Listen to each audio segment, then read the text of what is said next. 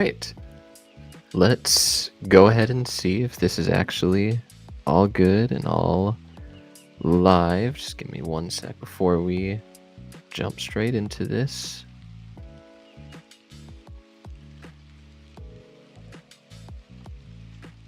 All right.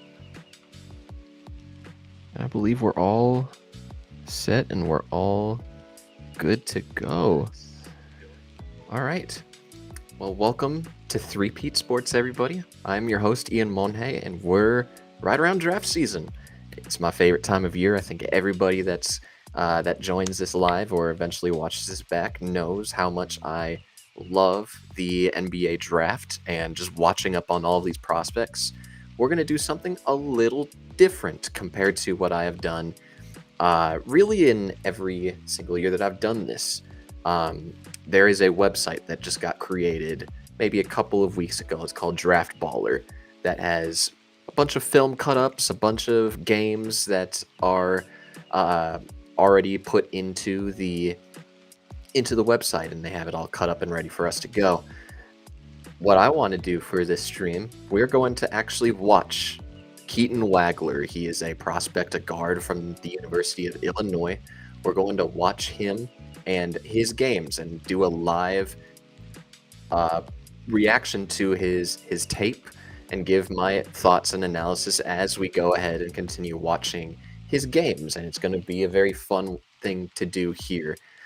The one thing that we'll see how this goes. I typically have never given this type of live analysis to tape before, and I'm curious how well YouTube takes this sort of setup if it allows me to continue streaming. So it's going to be a little risky, a little frisky, but we're going to be ready to go here now.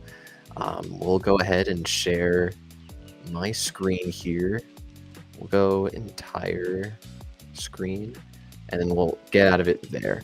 So what we'll do, we'll go over to, this is Draft Baller. I originally had been writing up on the Alabama guard, Falon. He'll probably, according to my rankings, he'll probably be a little bit lower, probably in the teens, probably right around down here. Again, this is not all in order at all, aside from the first 6 that I've done. And if you guys haven't gone ahead and watched my if you guys haven't read my profiles yet, I would highly recommend doing so. On fanspo.com, all you would have to do is look up iBlakeM10 in the search bar, and it should be the first post that comes up is my draft board for this upcoming NBA draft class. And for those that haven't seen, yes, Darren Peterson is my number 1. You have Caleb Wilson as my 2, DeBonsa at 3, and Cam Boozer at 4, which is a very unpopular ranking of these players. I have these 4 players so tightly knit. They're definitely the standouts outside of the top 5. Everybody else is a flight risk, or just definitely a little bit lower in terms of ceiling, at least from my initial readings of how people think about this NBA draft class. But it's definitely the top 4 is in a tier of its own. And if you had players like Cam Boozer at 1 or DeBonsa at 1, again, I would not blame you one bit. They're very tightly knit to me, and it's all stylistic preference and how you like your players. Now, let's go over to Wagler over here. As far as the stats go, we'll use this one for his advanced stats. We'll use this site for his film. We also have a playlist curated all the way over here. And then ESPN just for his raw numbers. So we'll go over to Wagler here. And not too many games that are up on here on the website. That's why we do end up having the playlist over on YouTube, just to see how that ends up working out. We'll take a look at his metrics, his little overall stats. We'll also go over here. So Wagler was one of the top options on Illinois. He was a leading shot taker on that squad, 12 field goals a game. It's a pretty decent amount, especially for a high usage guard like Wagler was for Illinois. Got to play next to Kylan Boswell, who was very much one of the table setters there for the Fighting Illini. 45% shooting from the field, fairly efficient. 40% from 3 is a pretty big number, just off of, just that screams off the off the site, when you see the 6 3-pointers attempt, that's a good volume, so you know that he's just going to be that's a good tell for being a knockdown shooter, is just the high volume, the high percentage, just based off of the numbers. Of course, we haven't gotten into the film yet. 80% shooting from the free throw line. It could be a little better for sure. For how good of a deep range shooter he is, you would certainly expect it to be better, closer to the rim. 18 points a night, 2 turnovers to 4 assists, so pretty decent. Roughly 2 to 1 assist to turnover ratio, which is a positive. 5 boards, not bad for somebody his size either, and about a steal, half a block. Not bad in the raw statistics for sure. Played in 37 games this year. Playing a large majority of the minutes, 34 minutes a night. Feels like quite a bit, even though that's it's in the 62nd percentile, and that's what this number is. That's the percentile, pretty much compared to every other college player. He's roughly around the middle of the pack. Obviously, if you're closer to the 100th percentile or the 99th percentile, you're one of the best in the business at that, which is exactly what he is in his box plus minus, a plus 11 on the season. So they were winning a lot of their games, or winning a lot of the minutes that he was playing over there, and that makes sense for a team that was that made it far in the tournament as well. He was a high impact player for Illinois. Take a look at the rest of it. Of 60% true shooting is a very good number. 49% on all twos is a very interesting number. I wonder if that has to do with anything on the finishing side. And it is. You take a look at the rim percentage, so the amount of shots that he was making at the rim, it's only at 57.5%, which for somebody who is a high usage guard at 6'5" and what seems to be a pretty good frame just off of the initial look on him, that's definitely a lower percentage, and it certainly reflects that with him being in the 37th percentile. Not too many mid-range jumpers either. He's definitely one to settle for a lot of three-point jumpers. At least that's what it feels like, based off of just the initial advanced readings. But again, in I think this is a per 100 possessions, because obviously we see in the stats he was only attempting 6 of them a night, but I believe that's advanced as far as the per 35 minutes, maybe per 40. Maybe per 100 possessions. I need to remember. I'll probably look that up pretty soon here as far as what the 3-point attempts right here means, but he's definitely a 3-point happy player. You can take a look at the defense. A very good offensive rebounding percentage. That's a really impressive one. He's one that seems to crash the glass pretty well. It seems to be a positive defensively for the most part. That's a low steal percentage for what I would prefer out of a guard of his stature, but that's totally doable considering his block percentage is much higher, and just overall just seems, advanced speaking, a pretty good solid player. And this looks like a player who is a low usage player too. When you take a look at the usage percentage, that's 26% roughly. When you take a look at some of the top options let's go to college basketball. Let's keep it here. We'll go to Cameron Boozer as far as his advanced metrics go. He was at 31%, and this is as a wing. And when you're a wing, you typically don't have the ball in your hands as much as a guard does. And so when you take a look at the usage percentage for him being at 31%, and that being ranked in the 97th percentile, that tells me that they funnel a lot of the offense through Boozer. Let's go to Darren Peterson real quick, because he really was the offense over there. He's roughly at that same usage percentage at 31% in the 97th percentile, funneling their offense through their best player. And very comfortably, Wagler was their best player, but the fact that he was a lower usage guy tells me that he can excel in a number of different areas, offensively speaking. So he can go ahead and operate off of the ball and come off of screens. That's at least what the usage percentage tells me. We'll get to the film here soon. But it's nice to know that a low percentage means that you can use them in a myriad of ways. Assist percentage only at 23%. That's definitely lower for sure.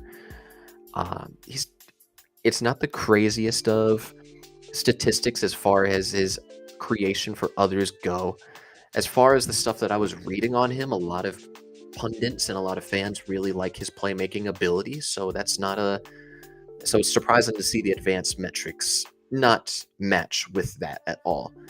Uh, and we'll continue going through. It's pretty good raw statistics. He is a player. If we were to go right over here and just take a look at what his rankings are, if you go to No Ceilings, which is a site that I highly recommend, some of the best content creation as far as draft, the NBA draft goes. Highly recommend seeing them. They have him at their number 6 player in the draft. ESPN's got him at number 5. And then Fanspo at number 8. Again, this is just the consensus ranking between the people who do their write-ups on Fanspo. And right now, he's at 8, just because I haven't watched him yet, and we'll see if he ends up rising the rankings. I think that we could stop it right there. As far as the advanced numbers go, I think we can get a pretty good grip of all of that. I will say his true shooting percentage being at 60%, that just means all of his jumpers being at around 60%. 81st percentile. It's a really good percentage for somebody who is as low usage as he is, and a low turnover rate, which again I highlighted in the fact that it's about a 2-to-1 assist to turnover ratio. Very effective playmaker in that regard. Without further ado, let's actually jump straight into the tape. Hopefully everything ends up working out well as far as us watching his games go. We'll go over to the site first. We'll go ahead and watch. I'm trying to see which ones that we should watch together.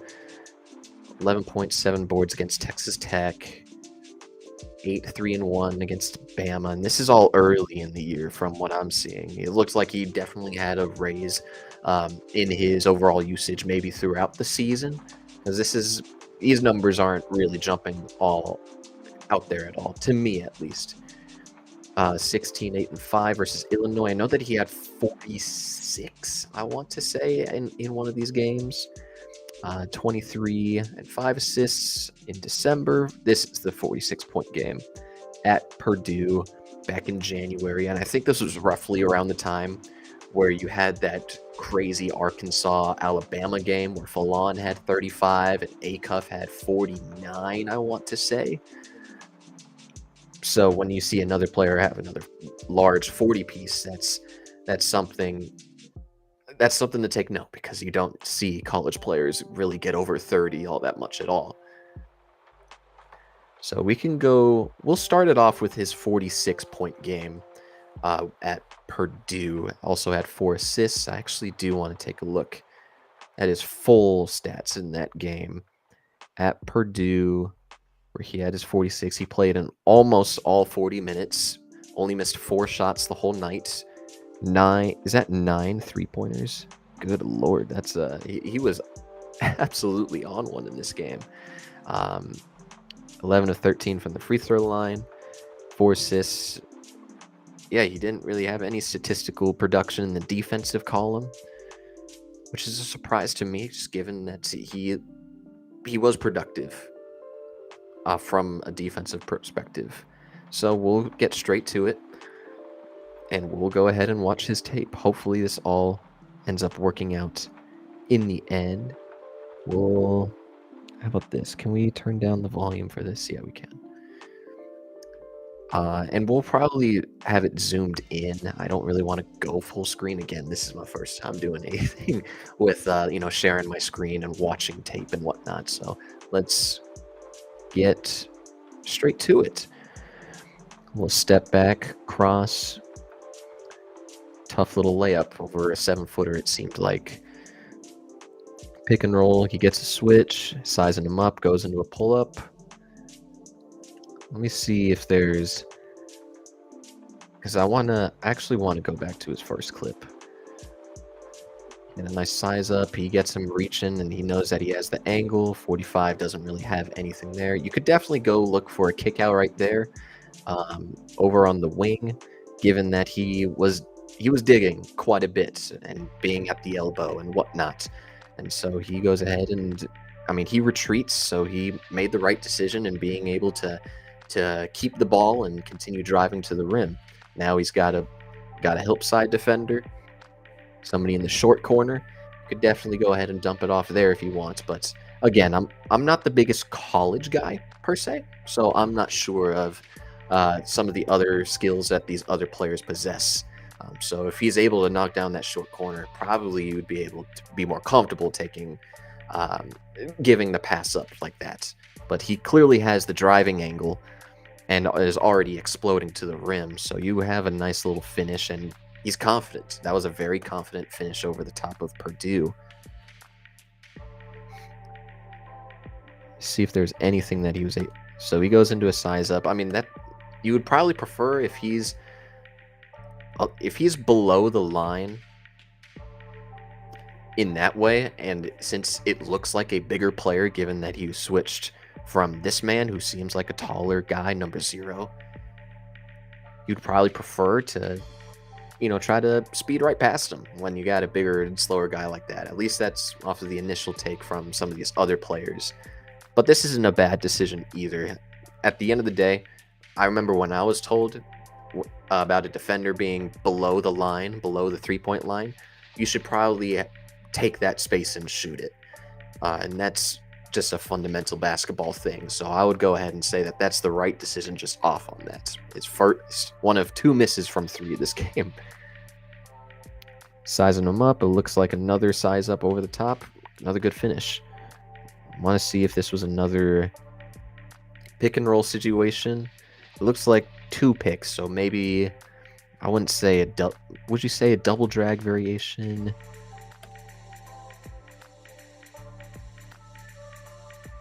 Go ahead and look at that again. So it was 2 ball screens, and I understand the preference in running something like that. It's one of the more famous sets that you would see in an NBA setting, a little bit of a double drag, but you probably start it a little bit more angled and whatnot. But I don't think this is a bad setup at all either. So he gets 2 switches. He gets the guy that he wants. They're clearly attacking number 45 here. He was already attacked on the first play of the game, and now he's matched up on Wagler again. Again, he seems much slower, so I think that if you have a slower defender like that, and he has that hop in his step to be able to be a little bit better, or to at least go ahead and drive past him. But he's clearly a good enough shooter and a very confident shooter to take that shot. So that's, again, it's not a bad decision at all. Something that I really like.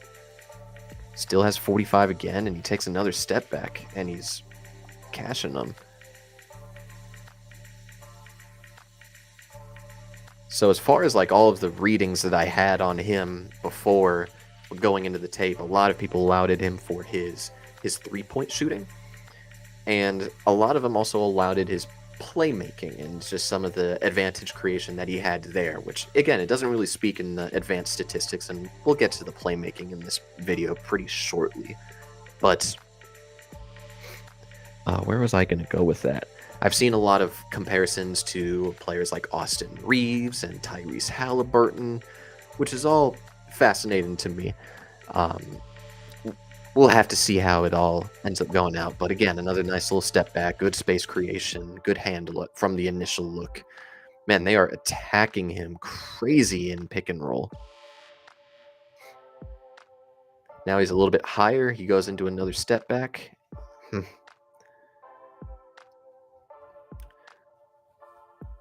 Yeah, we're going to keep reversing and going back on some of these players, because I do want to just see how, what he could have missed as far as playmaking goes, or if there was other reads that he could have went to. Obviously, in a college setting, you would probably not throw this pass to the corner, even if that is the most open one. And there's also, I couldn't peep a defender right behind the original pick setter. That was outguarding on the wing, so maybe not the best pass. That's a misjudgment on my part. But you also see, like, he's stationary. He's not in an explosive position, so maybe you take that corner shot. But now that he's already drifting right, you can see the low man start drifting a little bit more towards his defender as well. So it's a little slip. He tries to get the angle. Good defense initially by 45. He goes to a kick out. And he's above the line this go around, so it makes sense that he would probably initiate a drive at first, and you can tell that he was kind of exploding into that. But he's already got the angle, and he's gotten the angle on 45 every time, and he's got a nice little handle to do so. So he goes into a step back, and it's an easy jumper for him. Another ISO possession into a cross. Kick out. Ooh, and he's open. It's a nice possession. I really do like that possession. He's in an ISO, which again, you don't really like to see in regards to into college ball. You see a lot more fluff in their plays. And what I mean by that, as far as fluff goes, they do so much before they actually get to the play that they want to run, whether that's just a bunch of dribble handoffs or a bunch of screen and rolls before they actually get to the one action they want to target. That's what I mean by fluff. So when I see an ISO play in college ball, that's typically, not what I'm used to seeing. So now you see an ISO, and he gets the cross, he gets the angle again. Looks like this guy's man is a little bit more aggressive in helping. And again, you see another guy, you see the corner guy cutting, so it brings the defender in a little bit more. Or at least he stays put. Both of them stay put. But regardless, he's aggressively helping the low man. So now he has to go into a kick out, and that's a very good pass. All things considered, when you make a pass from near the hoop towards the top of the key or back out to the perimeter, that's a very difficult angle to get, and he had to lead him out there. Maybe a little inaccurate, but the fact of the matter is that pass was made, and usually when you make a pass like that, it ends in a turnover. And now he ends up relocating, and he's screaming. It's a nice little basket cut by him. Brings in the defense a little bit more. He has a wide open corner shot, is able to relocate and find himself an off-ball opportunity. And when I talk about these off-ball opportunities, it's about moving around the court. It's about being able to flare, basket cuts. It's a whole bunch of actions that you can do off of the ball, and he was able to relocate off of his pass. That was able to create a very good look for himself. Granted, you had to do a couple of different things, but it was him, Wagler, that was able to get the defense out of position, out of their shell, and he ends up getting a wide open look, and he is able to bang that home. Another high pick and roll. And that's just a very confident shot. And that's only a second. That's all the threes that he missed. We're going to see maybe 6 more threes as we continue to go forward, which is really crazy. Another ISO. He's getting good angles, and that's a nice little... I want to go ahead and see that. He's been getting a bunch of switches, which, if it tells me anything in regards to Illinois' offense, is that it's a very pick and roll heavy and making decisions in that regard. But I will say just the one thing about this, when he does get the pick and roll, he goes ahead and waits for the switch, and he doesn't make the quickest decision right there. He allows for things to size up and being able to take advantage of his offensive capabilities. So a little hang dribble.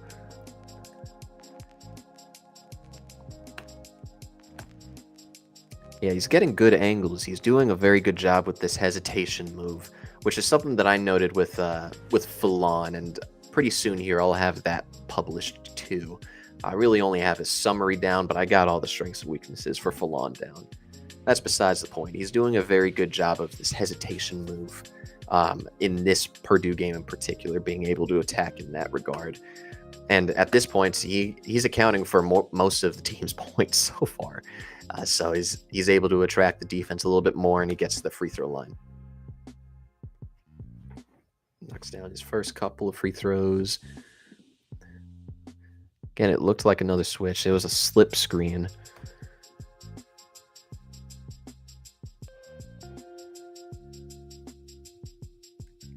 So it looked like he originally got a switch. It doesn't look like he would typically be guarding Wagler in this situation. This guy looks like that's supposed to be guarding Wagler. So it looked like he was...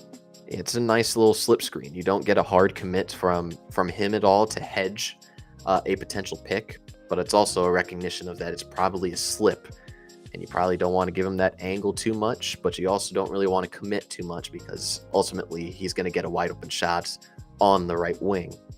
And he's just far too low. Given what Wagler has done so far in this game, you would probably prefer to be a little bit higher, but again, that's a bigger player. They're really attacking Purdue's bigs in pick and roll actions in this game so far. So he's able to take that shot, and that's an easy bucket for him.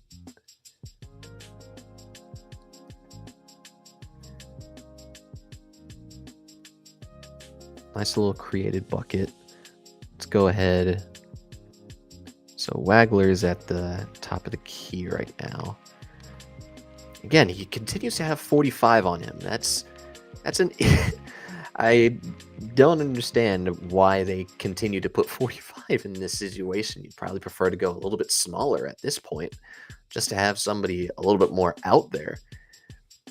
Especially, we're 15 minutes into the game in college ball. You would prefer that they would actually, make an adjustment that deep into the game. But perhaps they're waiting for this second half to do so. So he's already drifting to the left wing. And he's got 45 on him again. He can't commit at that moment. He's got to close out to the corner shooter and keep the shell intact. Just has a good driving angle. It's the foul drawn.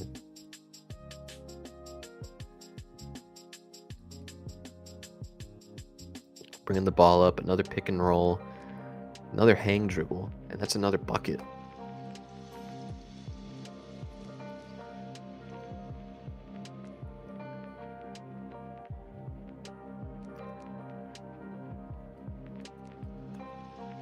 Interesting. So I think he probably wouldn't have taken that shot if he had stayed.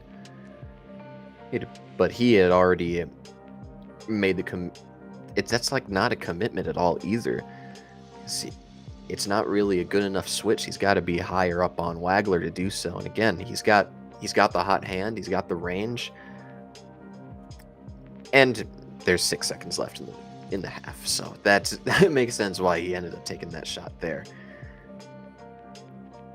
But again, defense is just not playing high enough in that regard and just keeps giving him space to operate. And it just seems like when you give him some space, he's going to let it fly, or he's going to have an opportunity to drive by you. Okay, that looks like it was just off of a miss.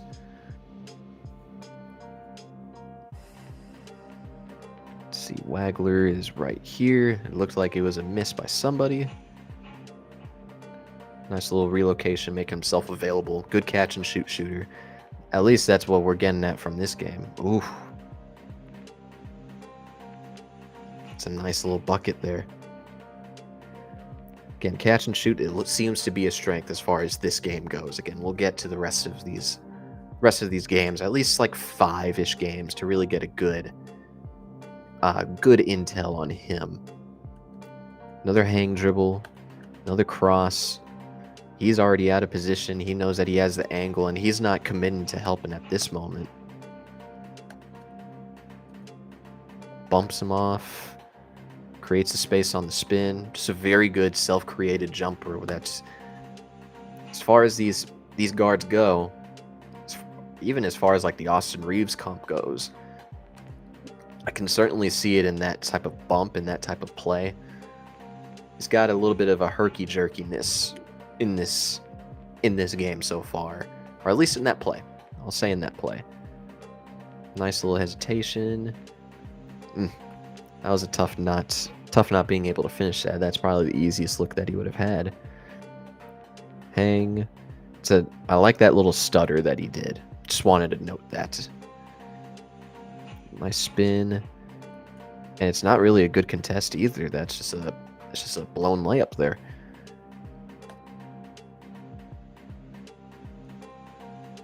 Cross and one.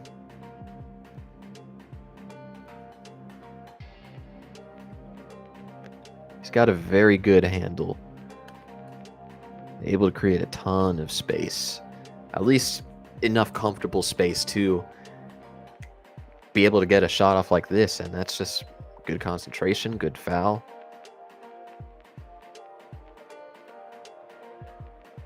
Another pick and roll. Gets to the teeth of the defense.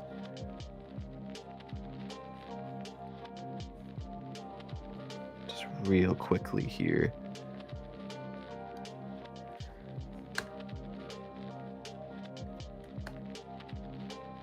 Splits that double. It looked like they weren't initially going to commit to switching on that pick, no? So he gets the pick. It's a good read to not continue to go there. I mean, that was bad positioning by the screener's man, just being that over there to the right. He goes over, which is the correct move as a defensive piece. Stutters. Now he's in a little bit of a 2-on-1. He could pass it to the corner, which could be a nice little opportunity. But he crosses over, gets to the teeth of the defense, goes up for another layup, which again, I just note that, yeah, he got fouled, which is nice. It's nice that he's taking advantage of his shooting abilities and his hot scoring in this game to, take it into the paint and potentially create other looks for others or looks for himself. But I am seeing just like the finishing. I didn't feel like that was that much of a foul, or at least that much contact. I think that he could have definitely finished that with better concentration around the rim.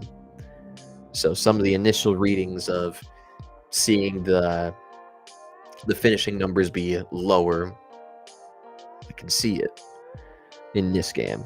Another pick, at least a slip, nice little cross. That's very smooth.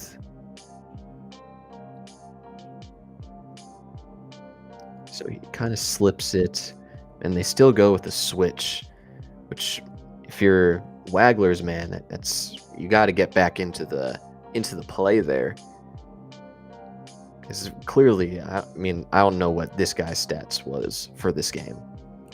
You would prefer for Wagler to be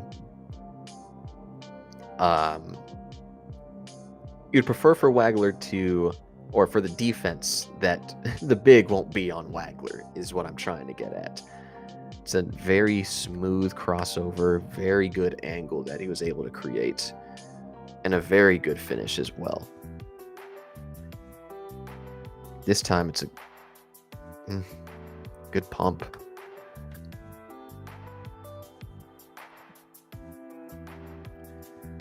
So he rejects. Doesn't look like it was a slip. He definitely expects it to be a slip because he's already fighting over. He goes into a cross, and it actually turns into a pick and roll. And nobody's like the defensive guy for the big on the screener just continues to be on the opposite side of where he's actually going to drive. And at that point, everybody is just too deep into the paint. So at this point, you can have your cake of either going to the rim or just taking that 3-point jumper. Nobody's there. Good decision. Another slip, and it's switched again. Very weird defensive game plan by Purdue, especially after how hot he was shooting it in the first quarter. Or why he's not staying, I have no idea.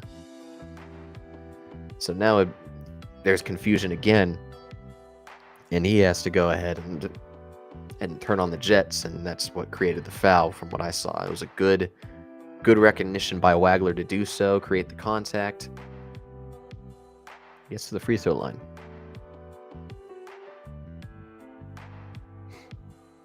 Gets him on his hip. This time they commit on a hedge.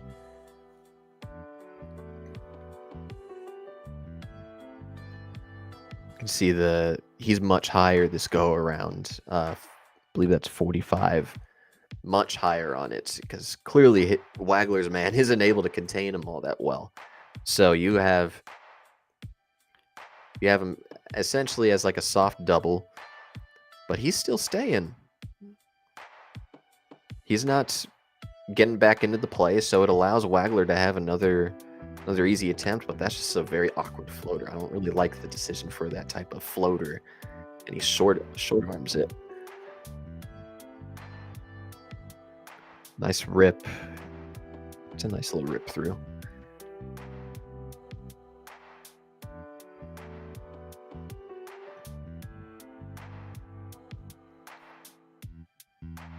And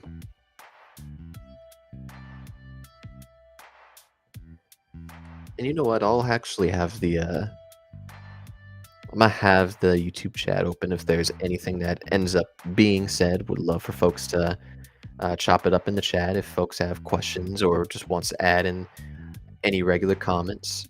So it looks like he's trying to screen on him. He's finally switching over. 45 is trying to take away the angle on the right. And he stays. It's nice being able to create an angle, at least a shooting angle.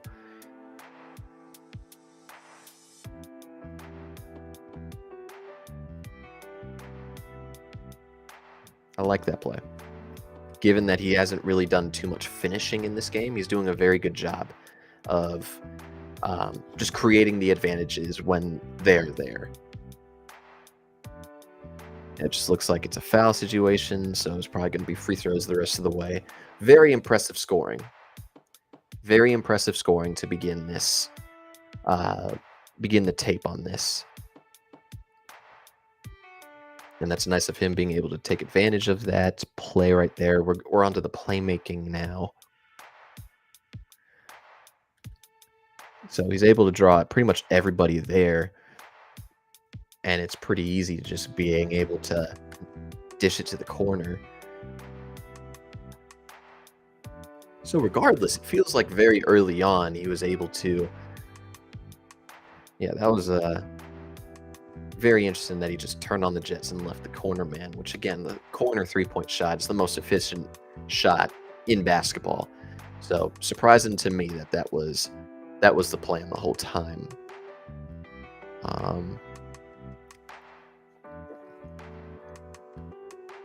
Let me turn this down. Where is he at? I believe Wagler's at the top of the key. Swing, swing.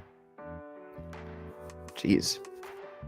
I feel like these are good shooting opportunities that Wagler's given them. He gets another double. Number 3 has just been a very confusing defender this whole watch. He really has been not a very good watch, defensively speaking.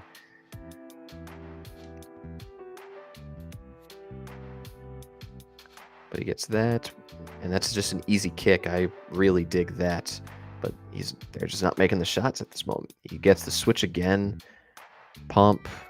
Again, he was digging too deep into the corner, so that's an easy playmaking opportunity that he's got.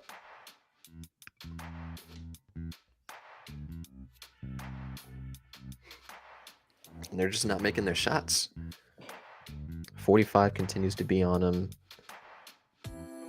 Nice little deflection by 45. 45 played a good possession there. Unable to make the shot. Man. 24 ended up losing his man on that play.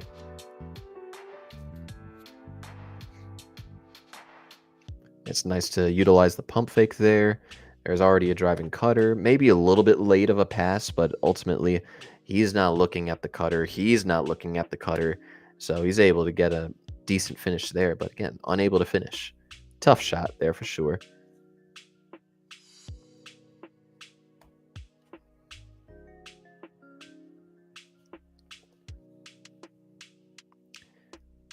Nice little flash by this guy here. Be able to create that opportunity for a little bit more open of a shot, especially since he isn't really sprinting out there all that much. That was just a easy to telegraph type of pass. mean, he's kind of staring him down. He's not getting the contact on the screen. So he's not really getting any favors on that, especially since he's just continuing to run around on defense. Good play by him, which we haven't been able to say all that much about his performance so far. But easy to telegraph. He was eyeballing him the whole time. Just something to note there. Good play. Again, we're 18 minutes into the half, so you kind of have to pay attention to when he's getting to the paint or when he has a shooting opportunity. 45 has got 1 foot in the paint. The low man's got 1 foot in the paint. He's got a driving angle. And at this point, since nobody's really playing all that high up on him and he's on his back, he has a decision to do a floater. You can definitely lob it to a guy, but clearly, he's not trusting him in that moment. But he's just too deep into the paint, 45, and he's definitely been slower footed as far as this game goes. So easy kick out. And he makes it. There we go. Cross into a corner shot. How deep was the corner guy? The corner man's defender. He wasn't too deep. He was just too high. And really not paying attention to the fact that his man ended up drifting into the corner. And he gets an open 3-point corner shot. Another pick and roll. Quick decision. He fired the pass, which tells me that he definitely saw 45 not be able to, or at least just watching him the whole time. So he fires the pass, and it's a good corner shot. And again, they're unable to capitalize on his passes, and I think that's an issue so far from the initial, watch on his best game.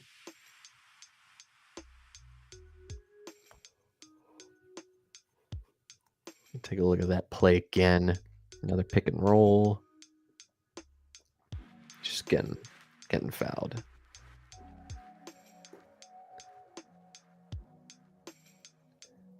Nice little slip, create that opportunity. They seem to like to try to run slip actions for screeners, sort of get the defense caught off guard a little bit. But it operates and works well in this area. Zero's slower to recover. It's a good created opportunity that Wagler had on that possession. See another pick. Is that Boswell? No, that ain't Boswell. Not even close. Another shot. I want to take a look at that. Good screen. Just a little bit late on these switches, or they don't even look like they're trying to commit to a switch. So it's, again, when you see this type of indecisiveness, defensively speaking, it's easier for Wagler to make these types of decisions. So he tries to get a driving angle. Good find in the paint, and that's a good defensive recovery too.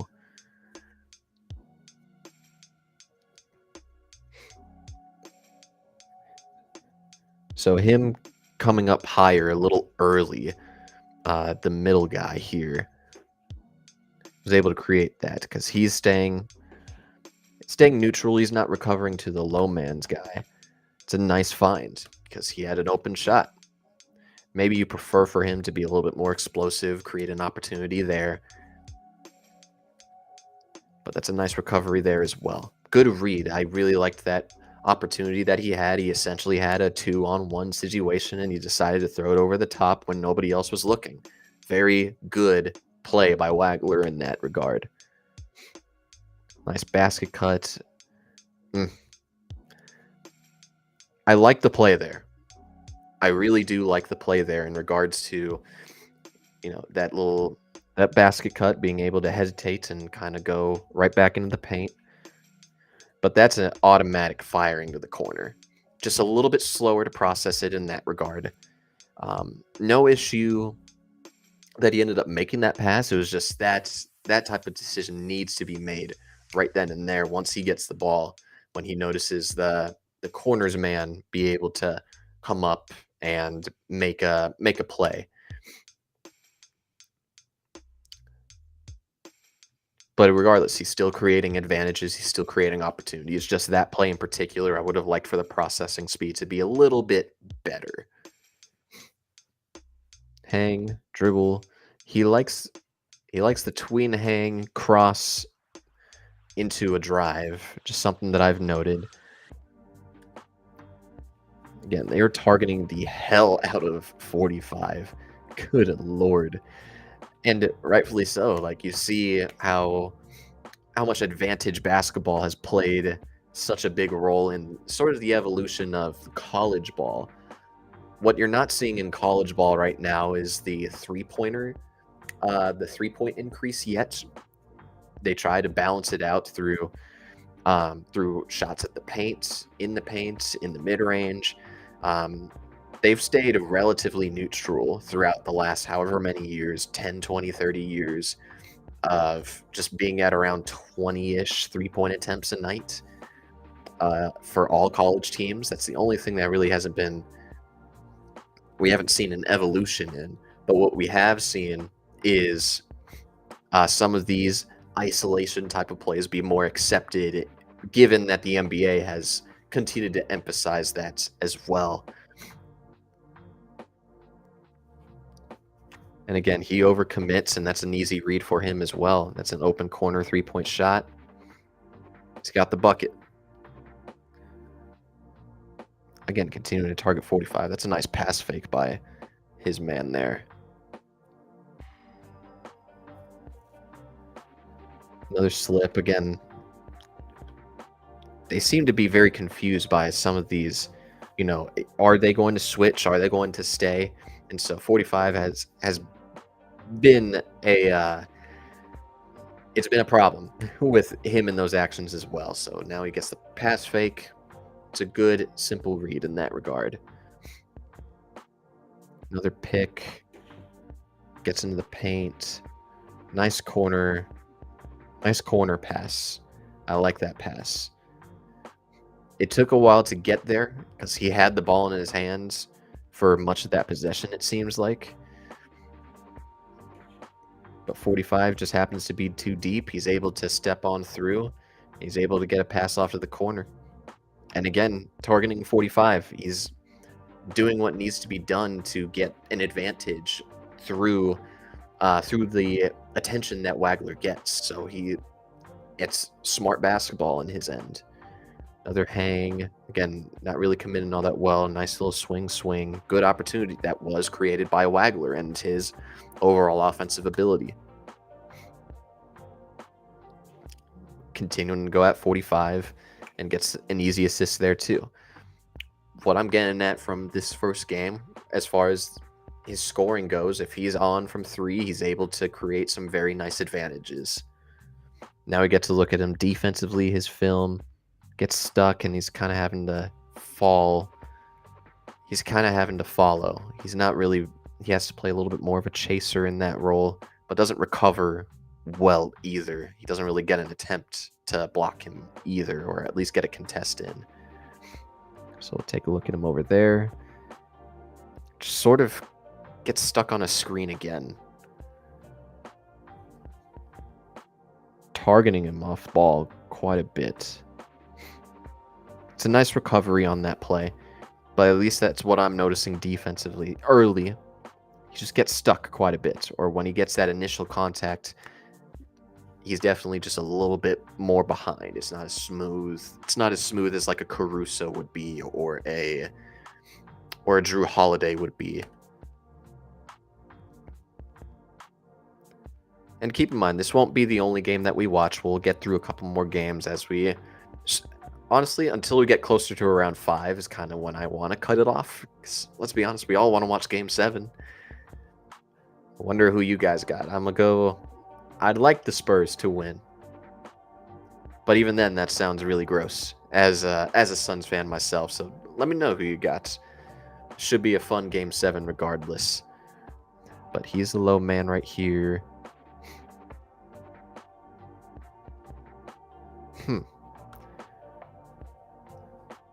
I mean, who's his man at that moment? It's definitely 12. Yeah, his man ends up making a pretty poor decision to do that. It makes it easy for him to get a screen and whatnot. But perhaps the whole play that time was for Wagler to go ahead and be able to get that switch so that he doesn't have to be. So yeah, it looks like he just stayed again. Kind of gets bumped by contact pretty easily, or knocked off the line pretty easily.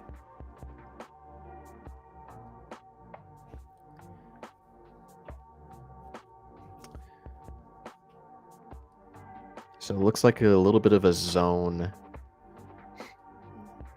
Kind of gets the screen. Looks like he doesn't know what he's doing for this defensive possession. That's for sure.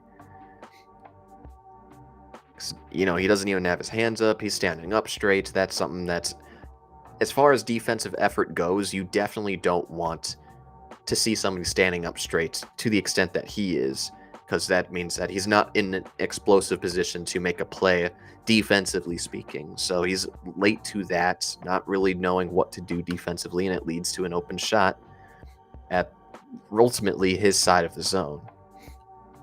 Looks like Wagler's in the corner. Above the line. Better recovery this go around. He just bites on the pump fake. And it gets to a little bit more of a better created shot there. It's a nice rotation.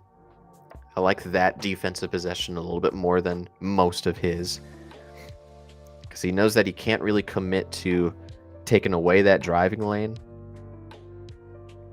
because of the corner. 3 is doing a good job at being able to front the post and not allow for an easy pass over the top either. So it allows for everybody to be in good recovery mode. And he was able to recover really nicely. He found his corner shooter, got up a really good contest there. Top of the key, was going to bite on that steal attempt. It's a nice space created shot there by Purdue. But he's, like, he didn't really set all that good of a screen, so he's able to recover pretty decently. At least from what I'm seeing defensively, it's not the most athletic profile that he has. Usually you see a little bit better of a recovery by a little bit more athletic players, whether that's being, you know, sticky and being on him still, or being able to get up a even more difficult contest, make the shot a little bit more difficult. It's a nice possession there. A nice on-ball possession. Like, he doesn't seem too terrible on this first watch. Definitely a little slower. I can tell that on that, when he was changing direction, it looked like he was kind of hanging. He definitely leaned at first before he went into the cross, so it made his recovery look a little bit off. But he was able to get good positioning and cause a pass out. So let's see, we got a corner man, has to help. I like that off-ball possession.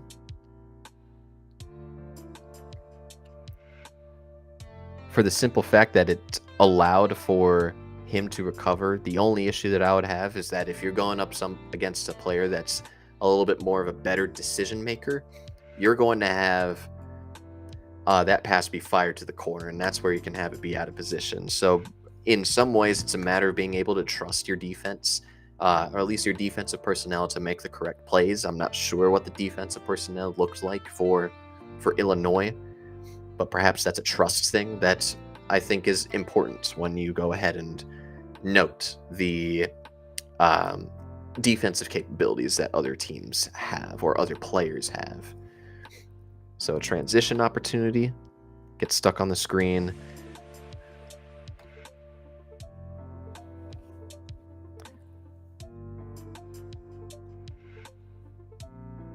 Gets hit on the screen. Decent recovery, but that's because he settled on a mid-range jumper.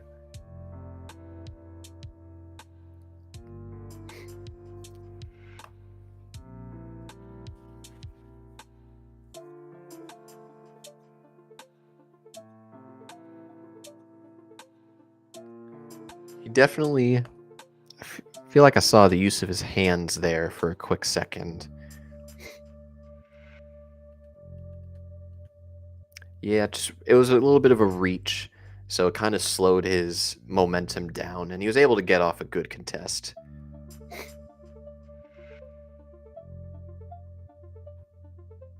Mm. That doesn't seem like a defensive possession that was on him. I liked that ability to just sort of show the hedge and then eventually just run back to his man. Mm. So I'm trying to see the other guy. I think it's one of these two that's a little bit more out of position because he's initially trying to get back to 17, stop the corner shooter. There's already 3 in the paint, so it goes ahead and makes it difficult for him to get off a good recovered contest there. So this man just made the pass, a little bit targeted in the screen, gets kind of stuck. And he didn't really have a good defensive angle either, so he was able to get off some pretty decent contact. Nice block there.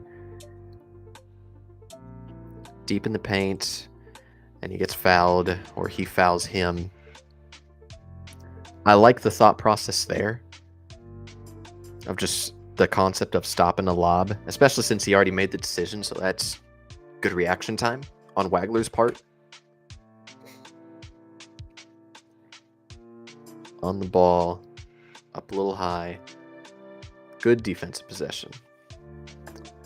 As much as he got off a good shot there, or as much as he made a pretty difficult shot, he mirrored him most of that time, and he's right there.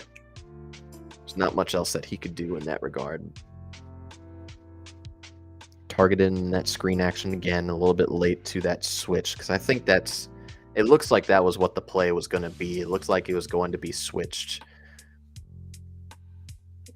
And he's just very low, and it leads to, we saw 3 make a couple of middies earlier, or take a couple of middies earlier. So that's just got to be a little bit better of awareness there to get off a better contest, because he's not really getting to the rim all that well, at least in these initial plays. Corner, trying to bounce off of a corner. Not the worst recovery in the world. It's just you would certainly prefer for... Again, it's just he gets knocked off the line pretty decently, and he's having to play chaser mode and be a recovery guy, and so he's not really there. He has to commit a little bit harder, and so he ends up having to jump a little bit earlier, and that leads to an easy shot for 45.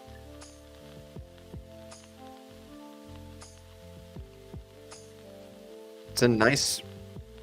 This is his best possession in trying to fight through a screen, and I think that's the last play before we can get to some of his other games for sure. But that was a good, hard screen that 3 had set, and he tries to get out of the way, but he doesn't really speed into creating a good shot in the way that number 3 did. So part of it is the personnel that he went up against. But he ends up recovering pretty decently. He gets up a hand, and he has to pump fake. And it leads to a pass out. So that was his best game of the season, his best offensive game of the season. Defensively speaking, you can certainly do a lot worse than that. But you can certainly see that he got targeted quite a bit in off-ball actions. You were able to see somebody who was a very good decision maker in regards to his offense.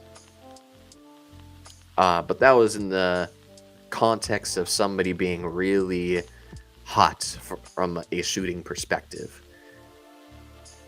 So there's context and nuance to some of the decisions that he made in this game. Perhaps it's a little bit worse if we're talking about a game like this against Alabama earlier in the year, or a game like Texas Tech, right? But I'm curious. I'm going to go through the playlist that I have up. I have a full 12 list, or 12 game playlist, all with varying levels of views. Shout out this creator, Kashigi. I only found out about him a couple of weeks ago, and it was because of this Draft Baller site.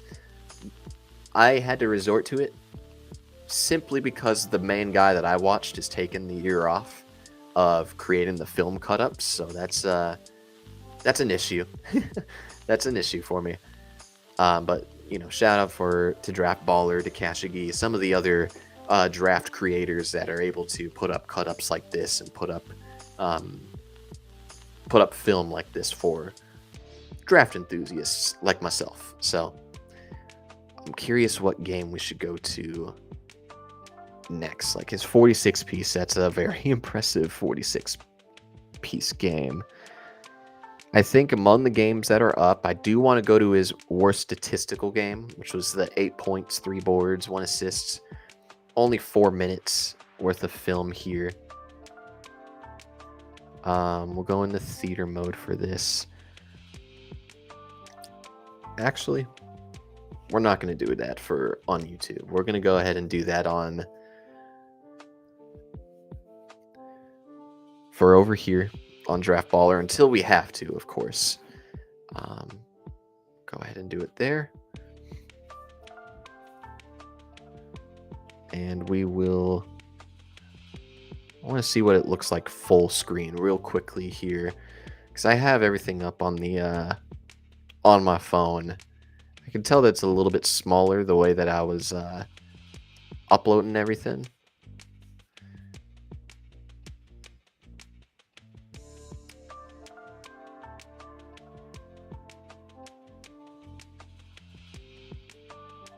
Okay, full screen is definitely better.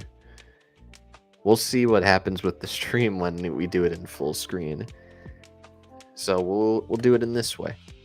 Jesus Christ. Interesting finish. Nice little in and out cross. He has an angle. I don't think he needed to spin there. I mean, he definitely had a longer stride. So in some regards, you can say that it made sense. But he had an angle. Perhaps his recovery speed was that damn good to begin with. But he kind of spins into defense, and it makes for a much more difficult shot. Boswell with a nice finish there. Kind of going into the post there. Or at least his back turned.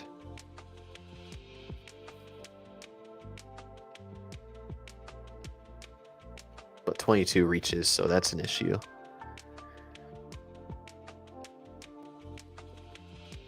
Okay, Wagler is continuing to drift in paint. Nice little utilization of the pump fake.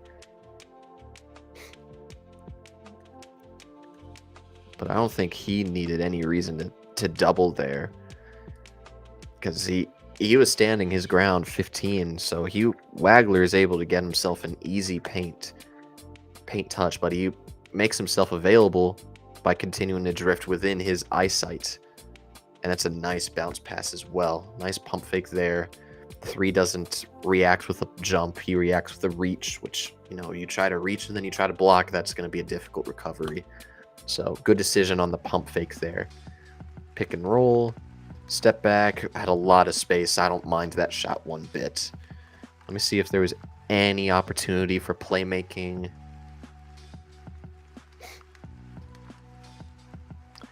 Not really. Not really. The corner guy over here he was in a little bit of a... He was definitely covered.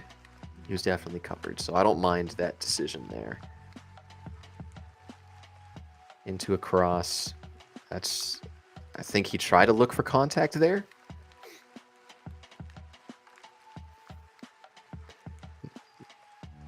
Denies the screen. Crosses back into it. Him picking up his dribble that high is something that I don't really like. Maybe you take 1 or 2 more dribbles before you end up having to do that. But it was clear he was trying to draw a foul there. And that's nothing that's all that great either, so I don't really like the decision that he made on that front. Gets an open corner shot. You see where that attention came from before doing so. So the possession began in the post. He's helping. He kind of drifts his corner guy. His man ends up going for a little bit of a double. So now Zero is able to make that pass to the wing, get an easy 2-on-1. And now two guys are trying to chase out a little bit. And he just bricks it.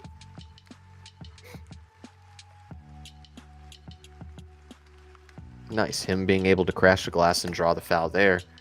Again, we took note of the offensive rebounding percentage that he had, which was a very good percentile, especially for a guard of his stature. So him being able to draw the foul on this possession, it's a good play, especially since that was on Falon too. You know, Falon, one of the top prospects in this draft class, getting him in foul trouble is an important thing. So he's able to get a couple free throws down. So we're in a screen and roll action. He seems decisive at first when I pause. And it's good on him to draw the foul there. Because, you know, he was out of position. He was running up to him, and that's usually not when a charge is called, if you continue to be running towards somebody. So he has a wide open shot, it looks like, on this possession. I like that play a lot, and it's such a shame that he missed that, because ultimately that pass was off target. Both passes were. Really, that post entry, not a good pass by Zero. So now he's not in an opportunity to score, so he's got to kick it out. And it's a nice that he had to kick it out, but at the same time, it was an inaccurate pass, so he can't really get the open jump shot. So instead of, you know, trying to wind up in that regard, he utilizes a pump fake, he bites on it, and it's good balance. I like the hang time on that. It was just not, again, you know, I noted that in the first game, he short arms his closer shots, or at least his floater in the two floaters that we have seen so far. So he's in the corner again. The corner guy is helping. I like that pass. Accurate pass. Good shot. Good motion. No, you know, barely much of a dip, barely much of a wind-up. I like that. And again, that possession, it's him crashing the glass again, which I like to see that out of guards. You don't see that often. It's good positioning, and it's Falon again. He gets himself he positions himself well.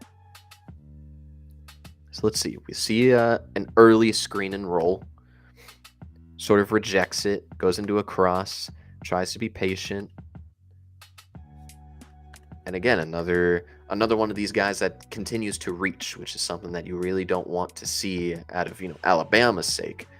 But whether that's the attention that he's attracting, or just, you know, biting on a ball handler that seems to be patiently getting to the rim and waiting for him to explode and making a play before he explodes, you know, it's good on him to be patient as a ball handler, allow things for developing.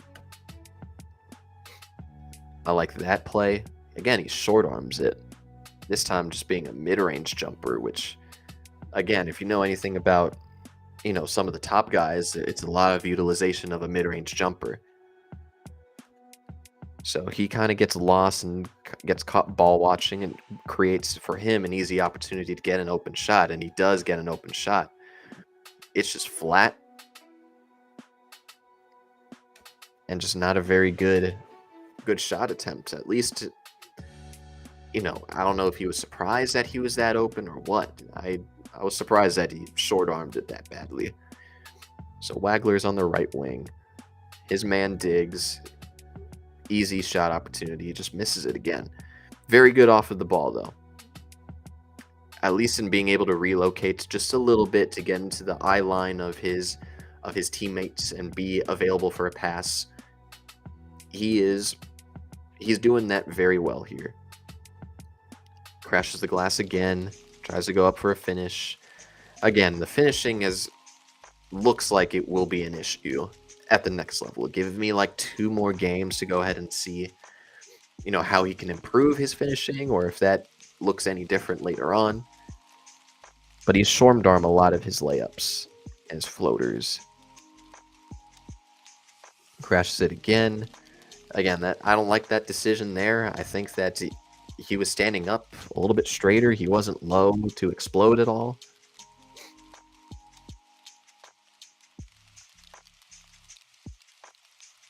Oh, that wasn't even him. My fault on that. I was looking at number 2 the whole time. 23. He gets this next rebound. And him putting up the layup, it allows for him to draw a foul. So he ends up getting to the free throw line in a critical situation, too. So not a very good offensive game from a shooting perspective. He's usually, at least from the stats, he's usually better from a shooting perspective, but he just seemed off. And perhaps that's a little bit more of the off-ball role that's, it was before he adjusted to being a little bit more on the ball. Very clearly given the Purdue game. Nice little action there. From a playmaking perspective. Nice screen. Early pass. And that's what I like to see, an early pass.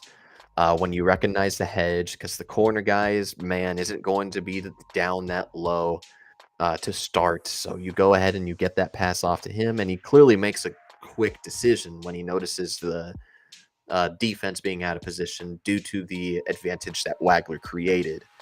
So he has a nice layup attempt and it ends up missing. And he ends up getting the putback anyways, but it's just good offensive recognition, playmaking recognition. Another hard screen. Doesn't go left because it's already denied. So he resets, sizes up. Again, he likes that spin into it. And he was just out on the corner. That's rough. Another screen, takes a switch. And again, these feel like accurate passes.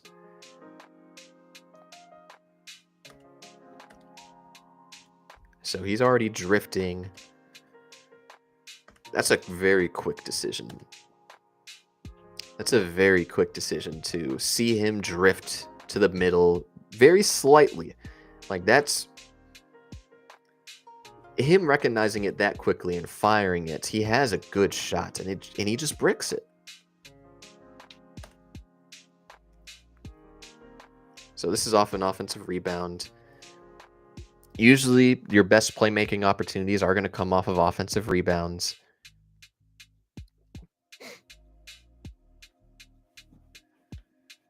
And I'm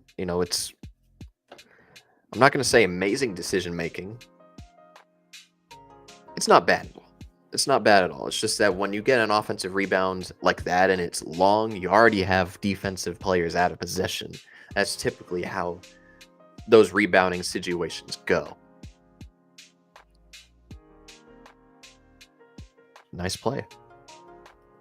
I like this playmaking play, and it's very subtle. It's very subtle, but he gets the pick. Switch stays. It's a nice pump fake, and it makes everybody bite, including this guy's man. Very good playmaking opportunity. And whether 0 was on in this game or not, I'm not entirely sure, but that still created opportunities that are set up by Wagler being able to make the defense bite, make them pay.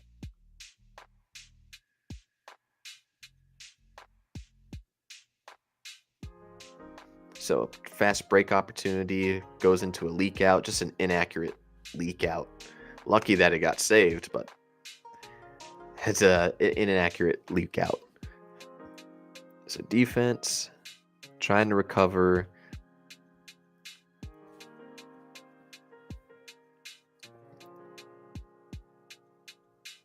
Just a little bit slower, defensively speaking.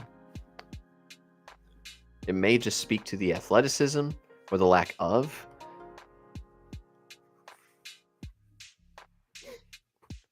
Because, let's take a look at it. Boswell gets screened pretty hard, and I believe that's Falon.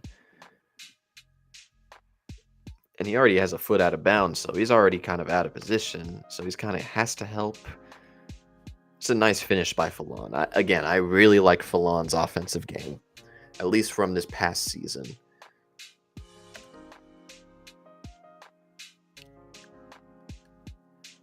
Top of the key.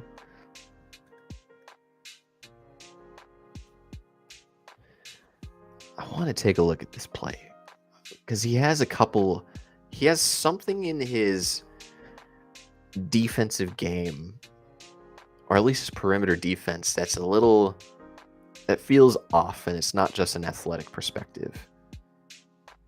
I don't know if it's like a bite or a lean, but it feels like he is always having to recover, or at least in these 2 games he has to recover. Reaches. It's a good, strong possession there. Here, aside from, my nitpicking of, like, he has to recover quite a bit. He's below the line, but it's still, he's in an explosive stance, so he's able to, get right back into him. It's a nice pass by him. But otherwise, it's a very good defensive possession by Wagler, for sure. See, he was a little too deep into the paint, and now it leads into a lot of times where he's just trying to recover. So let's see. There's a screen. It looks like somebody flashed into the middle a little bit, and he just kind of stays. I don't know if he didn't trust 13 to go ahead and recover on that defensive possession, but he's just still in the paint.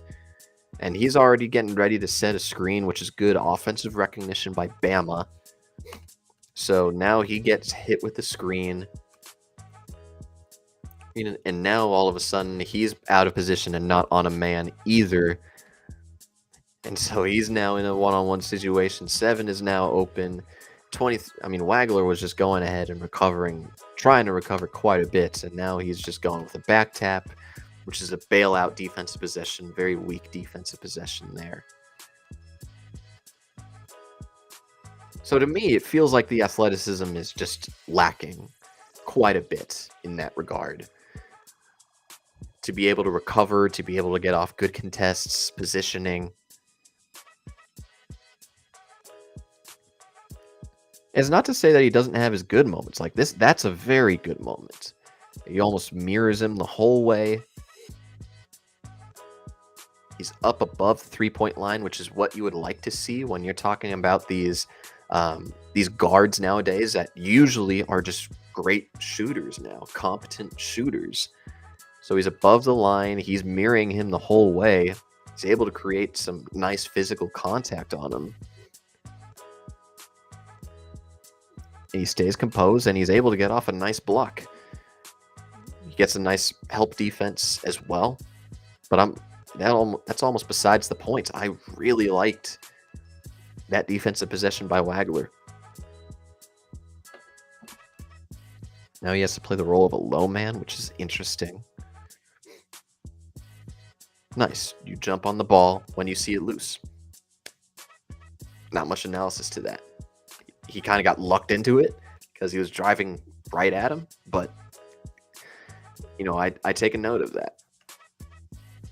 So he's guarding the top of the key. It kind of gives up another open shot.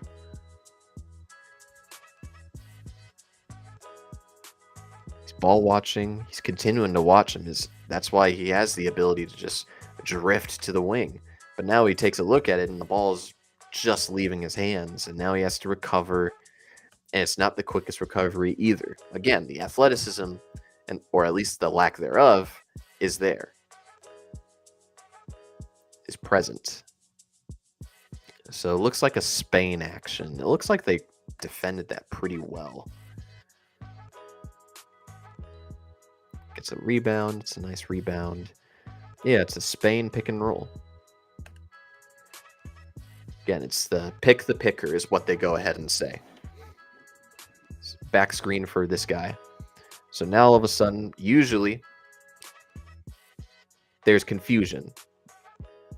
Usually he tries to drop down to the screener's man, But now all of a sudden he's in a difficult situation because now he would have to go ahead and guard the top of the key three, which is typically how a Spain pick and roll operates. But he stays, he recognizes that quite a bit.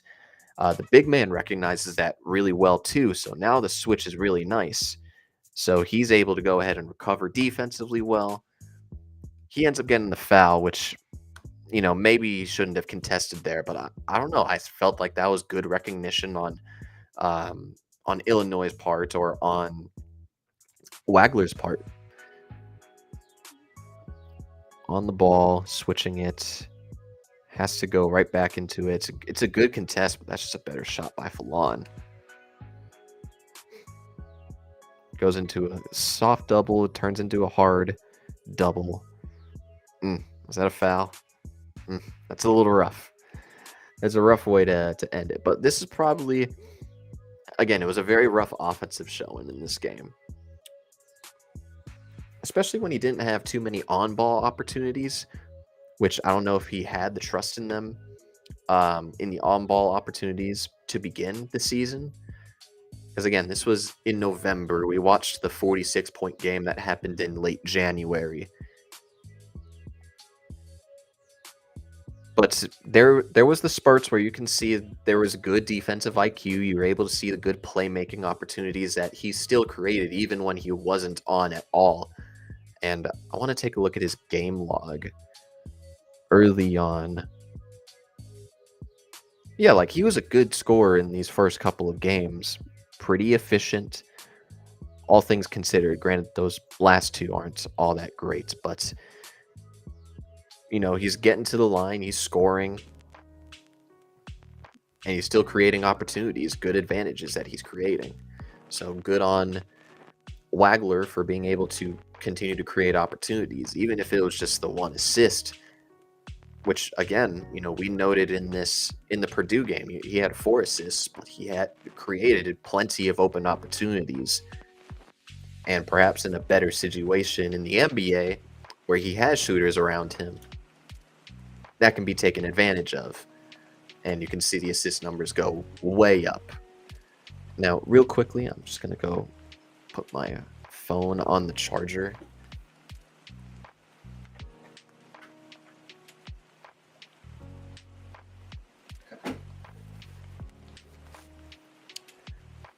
All right, I want to take a look at a couple of these other games. Southern Jags.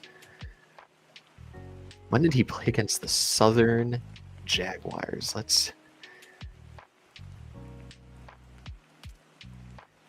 It feels like it's just Jackson State, doesn't it? Man, I wish that the site had the tournament games up. I would have liked to enjoy to see these players in the more high leverage situations. But we'll continue sticking with the regular season. Some of the other games that matter. That 34-point game. Let's go over to YouTube.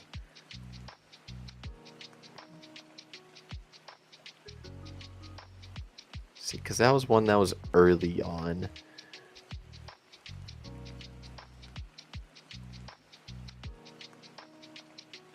Now let's take a look at his. Let's take a look at his Ohio State game. 23 points, 2 boards, 5 assists. What else did he do in that game? Ohio State. 6 of 11, 3 of 5 from downtown, 8 of 9 from the free throw line. He gets to the line quite a bit. And I like that. Had himself 2 steals as well. Pretty effective defensive game, playmaking-wise, all things considered, with how unathletic he appears on that end. But we'll get into this Ohio State game now. Okay. Dribbling the ball up. Nice pump fake. Again, short arms it.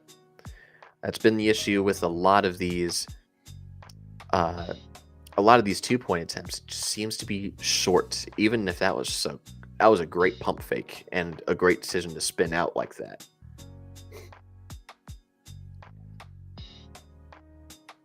Nice pump fake again. And this time it was a little bit more of a pick and roll action, or at least they were expecting a pick and roll, and you can tell like he was a little bit more stationary, and still that there was a ton of space created there. Now he has to play catch up. He's got the angle on the ball handler. You could maybe make the case. He has so many opportunities here just because he was able to get the angle down. Like, he could definitely go for the pass there, but you can see him go or dig deep into the paint. You have a corner shooter. You have top of the key. Utilize a good pump fake. That probably should have been an and one, but a good take. Nice spin. Again, I really like these spin opportunities that he ends up getting.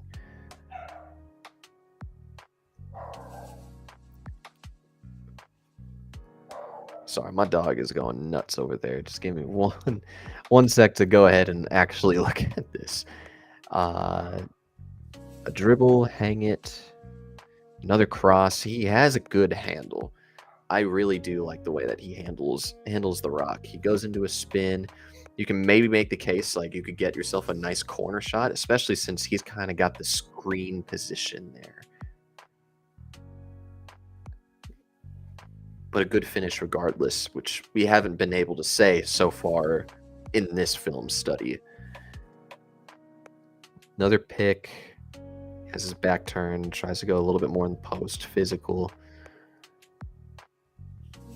Nice. It looked like a travel for a second, but tries to baby him, and he looks smaller, so it makes sense to go ahead and try to be physical and try to get to the paint. He creates a really good angle off the spin. Very good footwork there.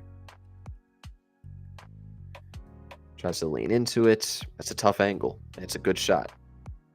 Take advantage of your matchup, which seems to be Illinois' point of emphasis offensively speaking. Takes a switch. Seems to be a bigger guy. We'll see if his feet were above the line. See if he actually respected Wagler and his shot. Way above the line. Maybe at the very end. At the very end, it looked like his feet were at the line, below the line. But I will say, not the greatest of shot attempts there either. It's probably too far out for a pass into the post, because that is a good advantage to take advantage of.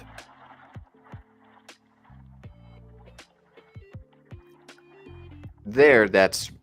Now that I have it paused on this freeze frame, below the line, and with as deadly of a shooter as he is, I'm fine with that shot too.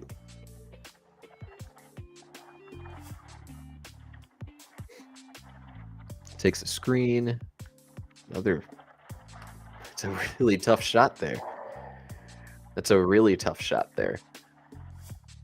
Off the ball, into a one dribble pull up. I like that decision quite a bit. You can go ahead and say maybe if this guy was a shooter, the screen setter, if he was a shooter, then that's a nice little pick and pop opportunity. But he's that good of a shooter, Wagler.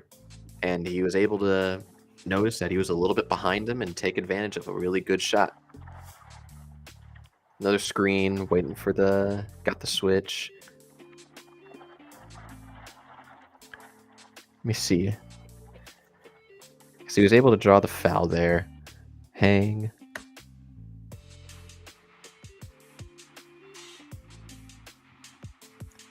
He just has continued to felt short on those 2-pointers. Even if that was a foul, it just feels off. His inside the arc scoring game. Another switch. Another foul.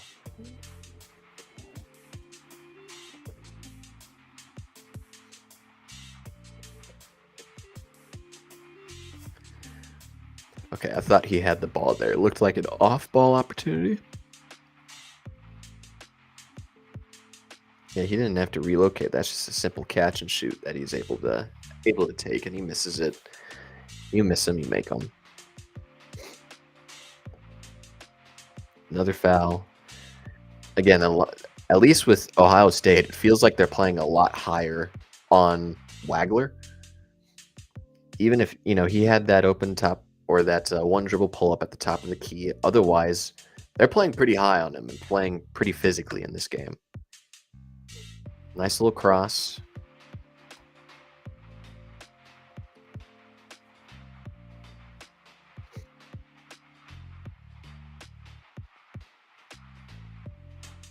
And into a made three. Again, him being that good from three, it allows for him to take those types of shots.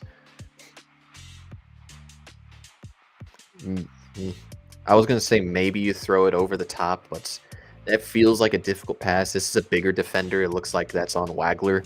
And if you're just going to try to float it up in that way, you're going to allow for defenses to collapse a little bit more. I'm fine with this decision. And he's able to make the shot, so ultimately it's a good decision. So now he's trying to post. And he's short again.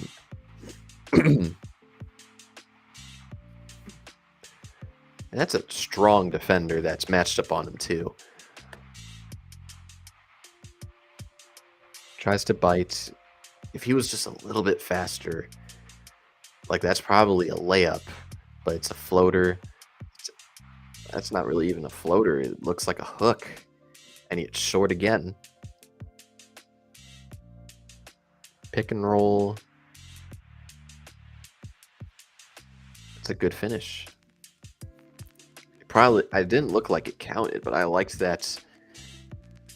Like, that's a very good hard screen. He noticed that it's pretty open there. The screen guy's man's got to recover. Could probably make a case for Boswell, but Boswell hasn't really been much of a shooter throughout his college career, if I'm remembering correctly. So him keeping it there, keeping the ball low, allowing for a reach like that. Yeah, it looks like it didn't count, but regardless, I like that decision with his dribble. I like that decision to try to get into the teeth of the defense given the lane that he had. I could see a hang dribble. I like that quite a bit. That shooting opportunity.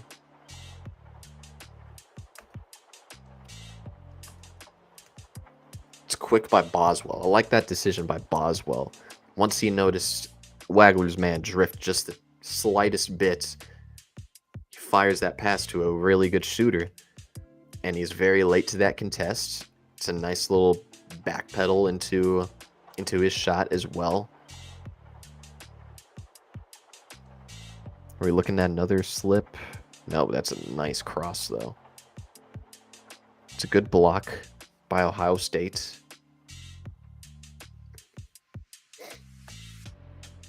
Again, he has a nice crossover. A very good handle. Just the few notes that we're getting down so far. He's just got a really good handle. Short arms his inside the arc shots. A little bit less athletic, but a really good shooting piece. On the ball, off the ball.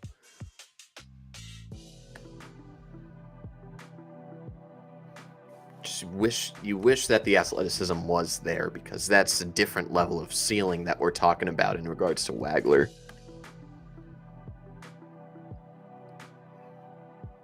So we get some free throw attempts.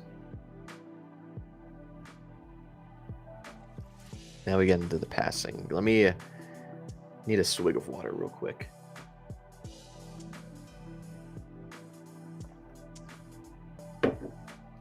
Get into this, the playmaking, the turnovers. Good recognition again. He continues to set up his teammates for success. That was a hard double, or at least a hard hedge that Ohio State put down right there. Like, he rejects the screen, and I think that's a good decision to reject it at that moment. So now you're going to overload one side, And because of the shooting threat that Wagler is, he's going to attract defense a little bit more, and it leads to a pick and pop opportunity.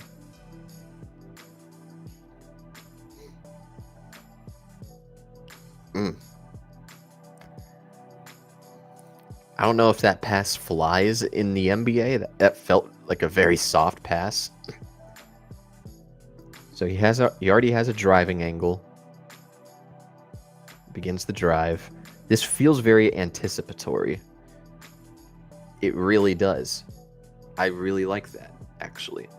Yeah, disregard my slow pass doesn't fly in the league. That's just it's a very good anticipatory pass for him to have his hands out like that, or at least be ready for that pass.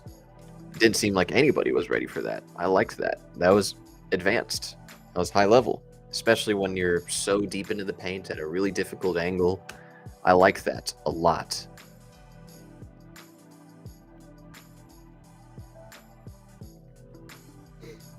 So just a very good two-man game, that whole possession. Pass there, goes into a pump. Wagler's man digs quite a bit. That's a pass to Wagler again. Gets the defense out of position. Now he has an open shot. Easy money.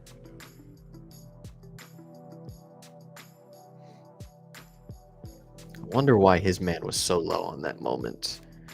Not Wagler's man, but the man that made the shot. 0. 1 is low. Low, trying to overload that side again. Trying to take away a driving angle. Because at least in those first couple of minutes, it did seem like he was getting some good angles as well.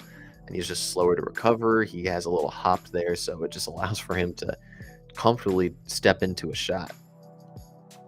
And again, the attention that Wagler attracts is what allows for these shots to happen, to be created. We look at another screen. He gets bounced quite a bit. 0's fell twice now. Just wanted to note that. So now he's got a really good angle to get into the paint. And it's just a pass that way. I understand what Wagler wanted to do. He expected the screen setter to just really drift to the wing a little bit more. But you could probably make the case that pass, once 0 was knocked off, that you would be able to just throw it right then and there. That's something that I wish was the case in that regard for Wagler. Just a little bit quicker there, because right there. Because now he's trying to recover.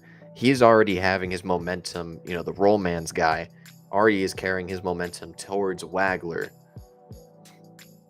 And everybody's already staying. He's shielded off and he can't really see.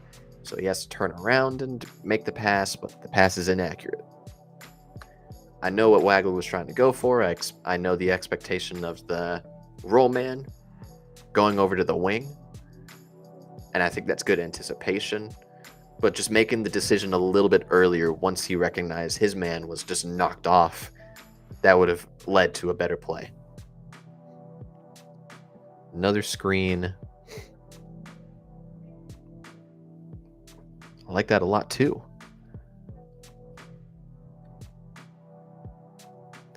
So easy screen. You wish that he was more explosive, because that's a really good angle to take advantage of. But the main guy that we're trying to look at him, I'm pretty sure, because he's supposed to recover at some point. Yes, 0 is supposed to recover to the corner. At this point, it's a one-on-one, but he just kind of stops. And he has to chase around. I feel like that was just a product of bad defense. He's obviously attracting so much attention. I'm going to say that with almost all of his passes, like how I have all of this stream. He's able to create a good amount of shots, and that kind of goes against the grain with all of the advanced stats that we've talked about. But I do think that was just a case of bad defensive recovery and just finding an open man in that regard. Very patient approach. It would be my takeaway from that possession.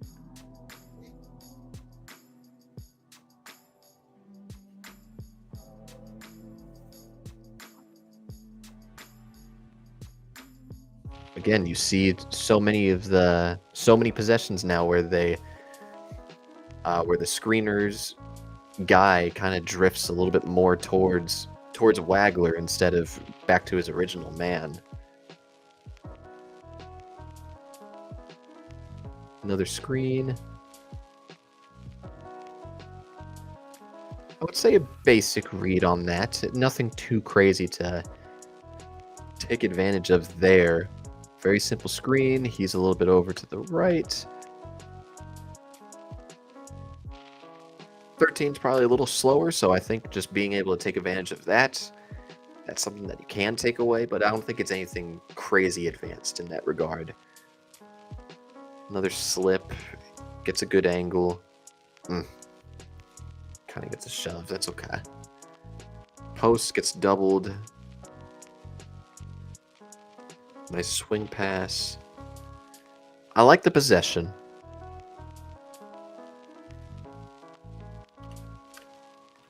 Yeah, if he was just a little bit earlier.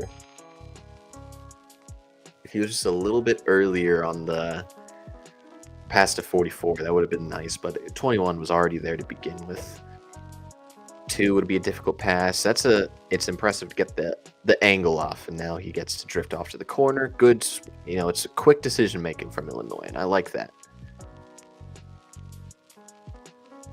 Pass it to the middleman, attack the zone. That's the easy play to do if you're attacking a zone, right? If you have somebody in the middle, now the middleman gets to make a decision and is a threat from inside the arc. So, good decision making.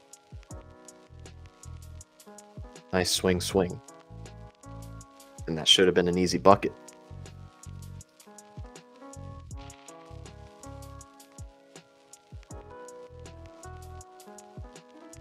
It's just taking advantage of a broken shell defense. It's good, quick decision making. And again, this didn't even have to come in the form of any screens or anything. It's just a matter of the attention that he draws allows for defense to naturally drift towards Wagler and away from their man. And it leads to an open pick and pop and an open catch and shoot shot. See, we got 2.5 minutes worth of defense here. Let's see if anything has really, truly changed. And I would like to look at that possession again because I completely spaced out there. So it's again off-ball screened, gets knocked off the line. Because of the Zero's decision to do that, it felt like a stutter or a hesitation. He goes into a step back, which is interesting. I don't like that shot from Zero, so it allowed for Wagler to get back into the play. But again, like he gets stuck on other offensive players quite a bit. Like again, like he's out of position on that now because he got knocked off of the line.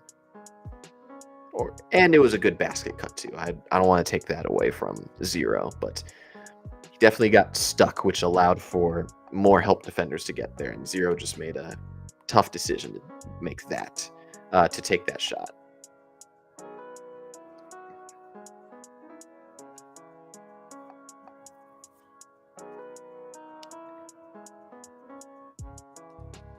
So you're in a dribble handoff. Both of them are in tough positions. They're damn near right behind each other. I don't mind that defensive possession by Wagler. I don't think that was anything on him there. Tough reach. It's a very good screen. He's lucky that it wasn't a give and go opportunity there. That felt like a very good give and go opportunity. But he tried to reach. He gets caught there, at least jumped off. Now he's got to go ahead and recover. He jumps. That's an easy give and go opportunity if Ohio State wanted to, and they just didn't take it. Sorry, my light keeps on falling.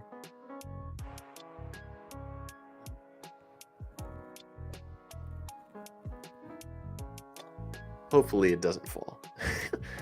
Hopefully it doesn't fall. But he's lucky that it wasn't a give-and-go opportunity there, because that would have led to this guy being out of position and him having to recover to the bigs offensive player. I would have liked to have seen what that situation would have looked like. But that was just an out-of-position defensive play. Slower recovery again, just gets caught on to physical contact. Now we're in a fast break.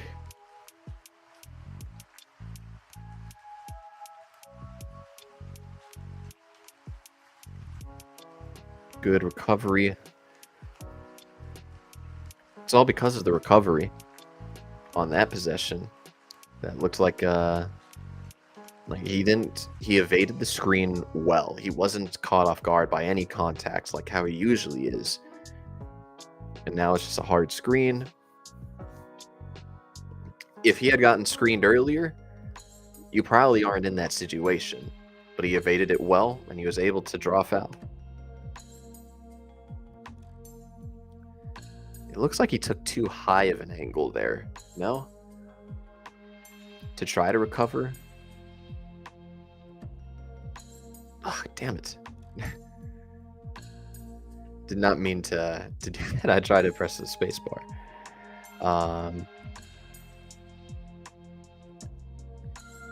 But yeah, it felt like Zeros was just sharper. And Wagler kind of took I wouldn't say alternate route, but it looked like more round instead of something sharp. I don't really like that contest there.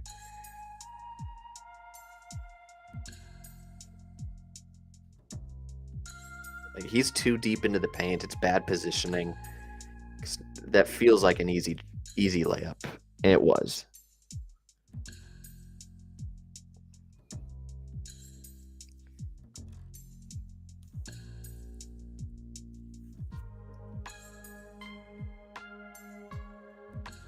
So he kind of lunges at him. And I believe that's Zero again. He just hopped into it again. Again, it's those type of kind of leans that I talk about that just kind of gets him a little bit out of position every time, because ultimately that's not a good contest. And maybe that's just bad feel on the offensive player to think that he was right there, but that's a wide open shot that he had. And if Wagler doesn't drift or lean in the way that he does, it's probably better defensive possessions. See, we have him in the corner. Good recoverer, good mirror, good physical contact, good defensive possession, really mirroring him that whole way. Another good recovery, bites on the pump fake again, and he just short arms it. But it kind of led to them being out of position again. Or at least I want to take a look at that again. It felt like they were out of position again. Yeah, because 2 kind of haphazardly comes up to act as an obstacle per se. And so he gets an open shot. 20 kind of crashes.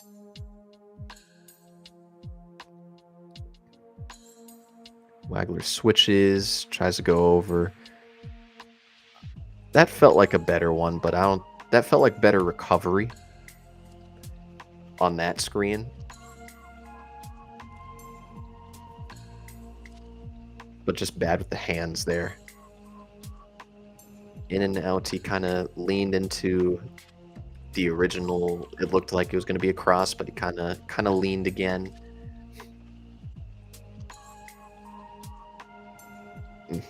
It's tough that he bailed him out, because that wasn't a bad possession really that whole way. Kind of mirrored him the whole way. He just kind of jumped into Wagler and got the foul. I liked that, all things considered. Wagler switches again. He gets caught on the screen. It's a good possession too.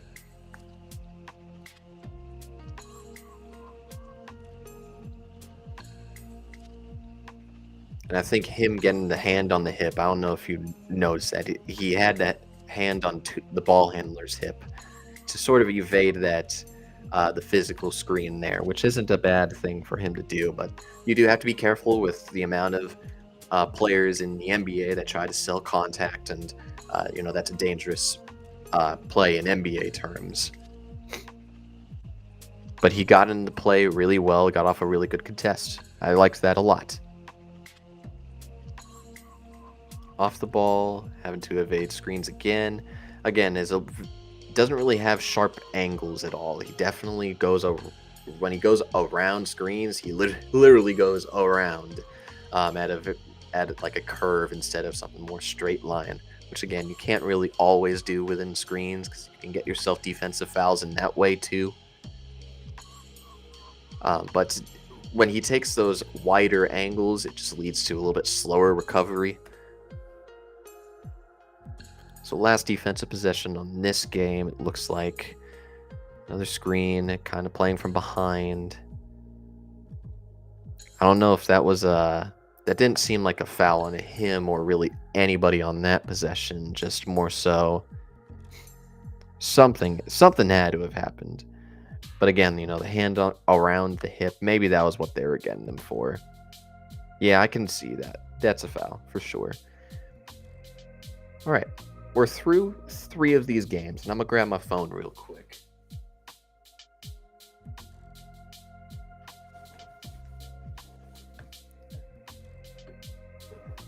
Okay. We're through 3 games, and we may as well just lightly begin the write-up here for Wagler. Here's how we'll do it. We'll copy and paste all of this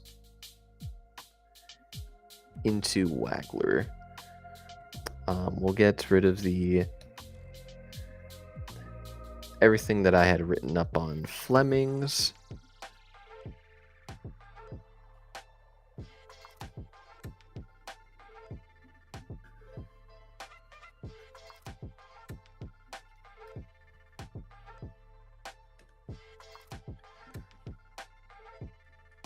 Okay.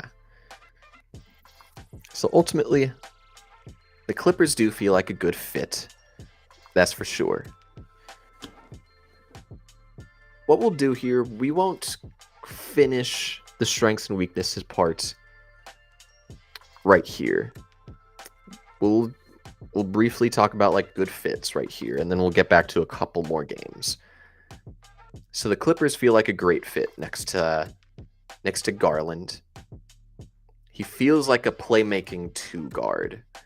If we were to take a look at his overview real quickly, 6'5" with a 6'6" wingspan, so it's pretty minimal physical traits. 188 pounds.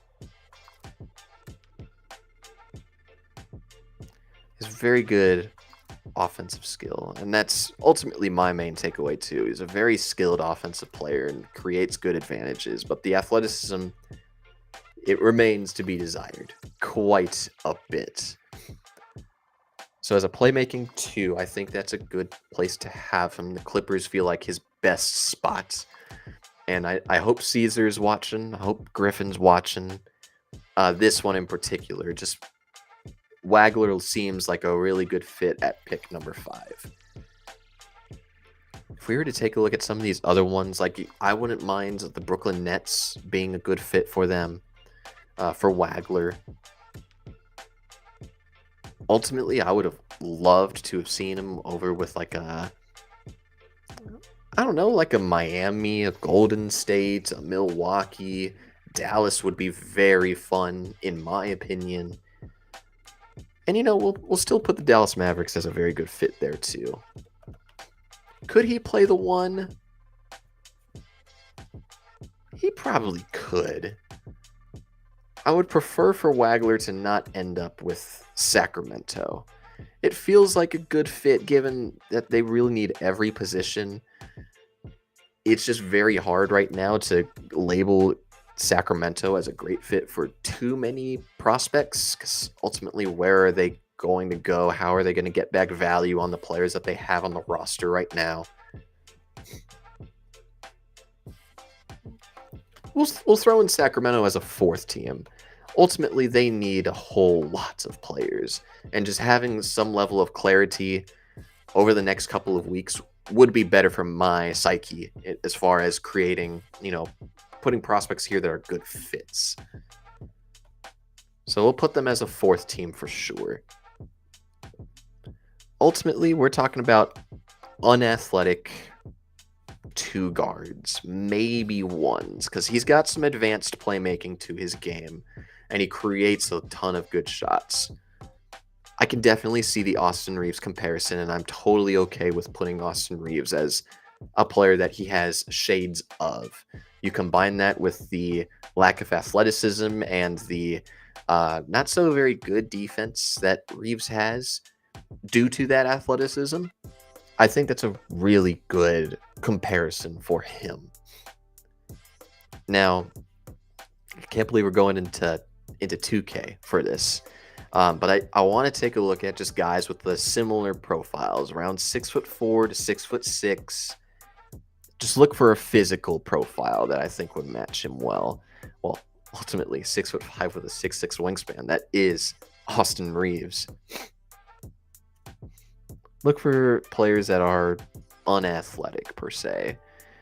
I know a lot of people, I've seen Ty Jerome comparisons for him. I think that he's better than a Ty Jerome. At least I think his ceiling would be better than a Ty Jerome. I wouldn't say Mathurin all that much. He's a little bit more of an inside-the-arc guy.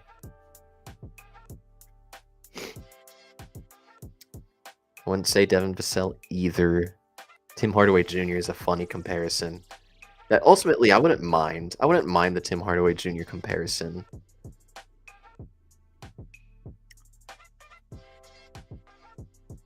No, I would mind. Never mind that. You can cross that off. Klay Thompson. I saw some Klay comps in there before. I've seen Steph comments too, which I think that's a little bit disingenuous, but that's sort of besides the point. I really do like the Austin Reeves comparison, physically speaking, and just the way that they sort of operate as a pick and roll ball handler, taking advantage of your matchups. That feels very, very Austin Reeves-esque. I've seen Luka and Shea comparisons, which I think are deep cuts. I don't think that the physical profiles are there, or the athletic profile is all there for Wagler. But again, athleticism isn't the end all be all. It's just definitely, it puts a ceiling on what type of offensive and defensive player you can be. You can be totally amazing, offensively speaking, without the athleticism, a la, Luka Doncic, right? You continue to look through 6'6" guys. As far as guards go, like, this is right around the territory where you see a ton of wings in here as far as the 6'6" guys go. Let's take a look at guys that are 6'4", that kind of play with that stylistic, very good shooter, poor athleticism. Keontae George. That wouldn't be the worst comparison in the world. Especially since Keontae started off as a 2 guard, transitioned into a 1 as a pretty good playmaker. I don't mind that comparison at all. I would just have to really remember what exactly he was doing defensively speaking, because I don't think that he was that great of a defender, if I'm remembering correctly. AJ Mitchell wouldn't be a bad comparison.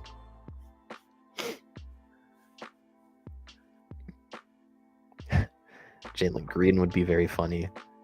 But again, that's an athletic man there. Grayson Allen. Not the worst comp in the world.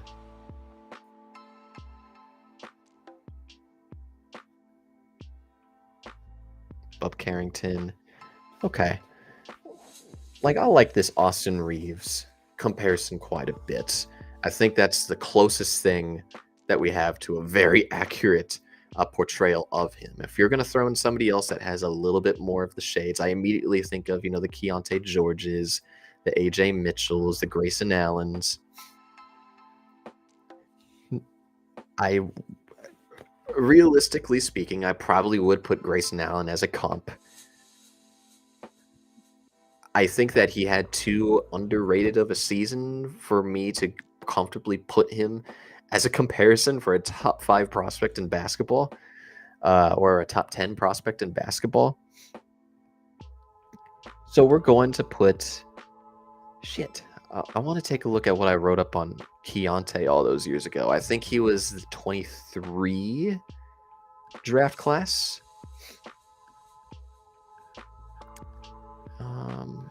23. Keontae George.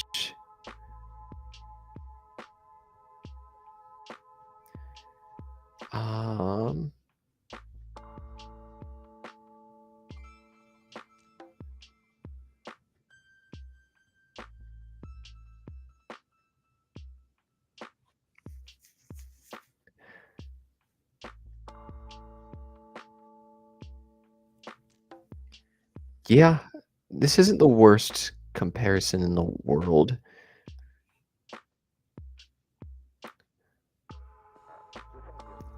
And perhaps the defensive things were...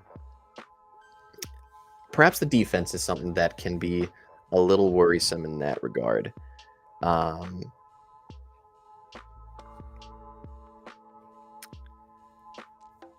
put... How about this? I will put AJ Mitchell as one of the comparisons.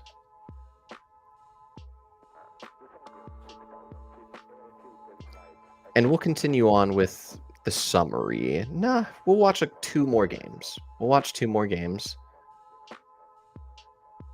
Depending on how much time we've got. Goddamn.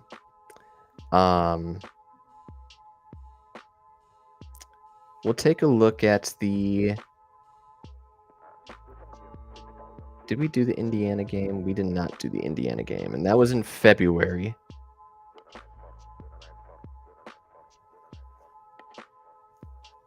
That was in February. 18, 6 and 3, 3 steals, a block.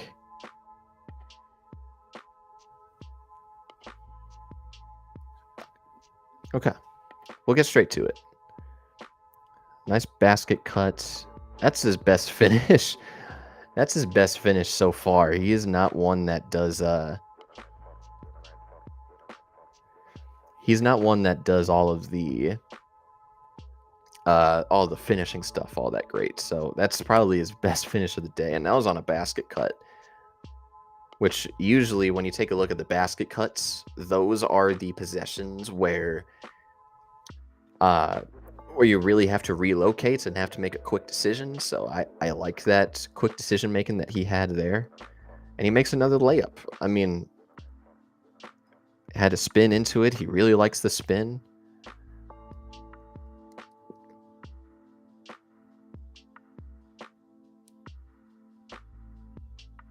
Tries to get off another floater. Tries to do it by being physical again, too.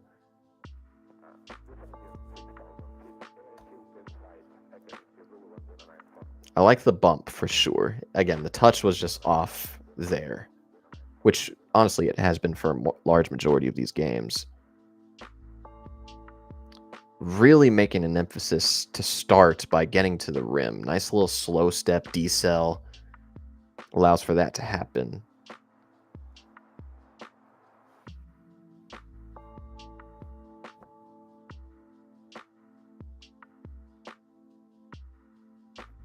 And he gets an and one there.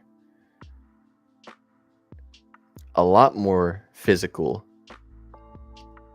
A lot more composure when he's getting to the rim. Nice little stutter into a shot. I don't mind that. Screen. Did he just show me I believe they just showed me a playmaking play in the scoring section. All right. I'm fine with that.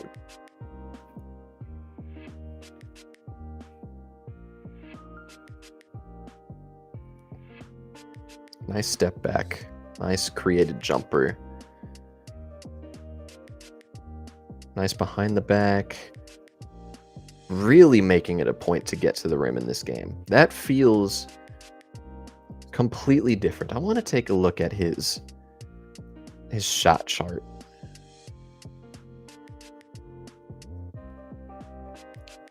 So 55% at the rim, 35 on the short mid, 35 on his long mid-range. That checks out quite a bit because he really wasn't making a ton of those mid-range shots in the original games. And a ton of three-pointers. Okay. So him getting to the rim, it feels a lot, I think the brighter it is, the more of a hot spot it is, which I don't entirely agree with. Again, I still have to do a little bit more in regards to into the sight, but he's definitely at the rim or he's more of a guy that shoots it at the rim or at the three-point line, a lot more modern within his shot diet. Is using good footwork, decels.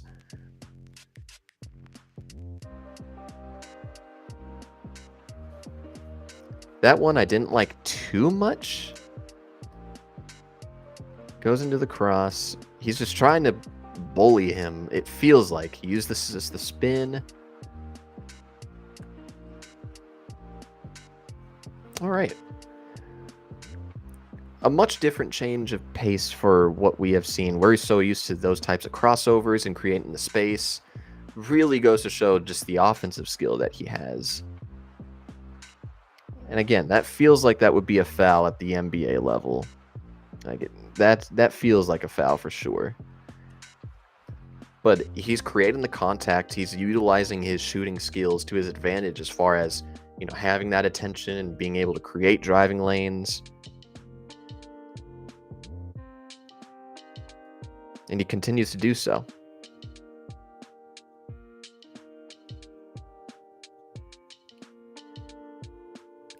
Curious if Indiana just had a very poor rim numbers as far as the rim protection goes that made him go ahead and drive as much as he did. Jeez, and one.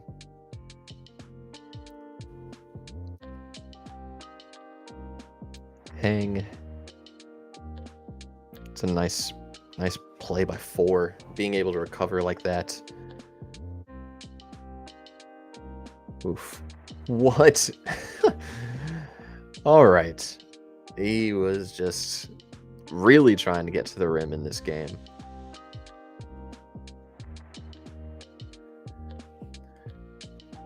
Pretty different.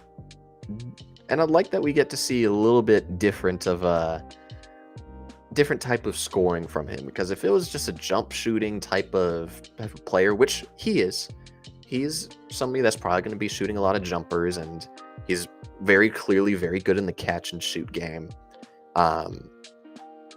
He just seems like somebody who,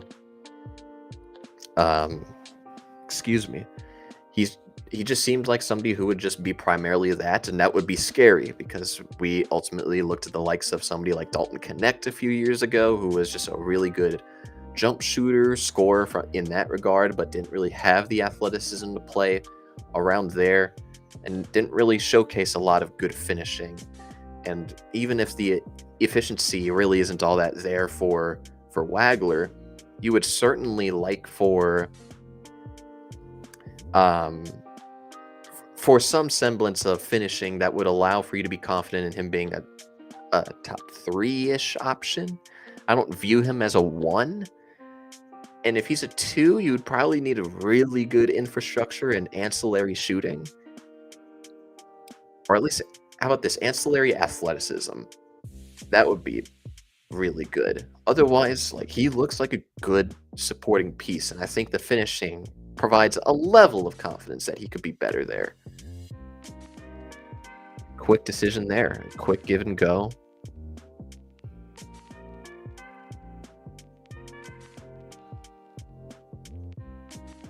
That was just Zero knew that he was going to shoot that right to begin with.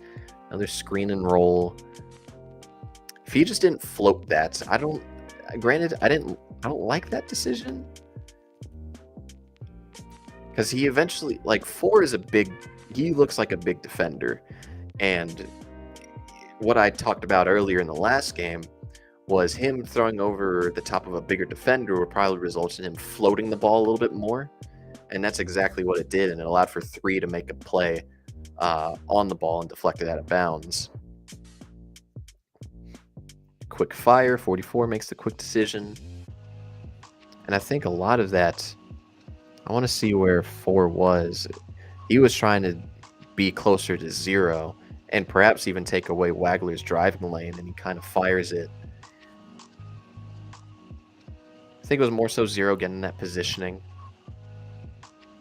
That one is just the attention of Wagler, for sure. He had to recover pretty quickly. Another screen and roll, a little bit more patient. 4 has to go ahead and... Oof, let me... We're trying really hard to not get copyrighted here.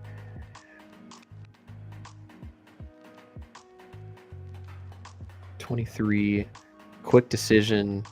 I like that. I like those types of plays quite a bit, where it's a quick decision off of the catch. He already made up in his mind that he was going to drive to his right, especially when 12 was closing out the way that he was. Now it results in a little bit more out of position plays, and it leads to an open catch and shoot 3. Again, good advantage creation. Nice basket cuts, and that is just a good firing. Again, he's done such a good job with these passes. Accurate. It's right in the pocket. Doesn't really have to wind up all that much. It's a good basket cuts. He recognizes the defense.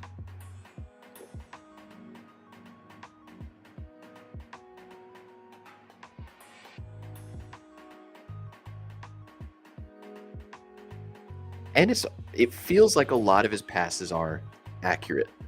It's always in the shooting pocket. Allows for them to step right into it. It's good plays.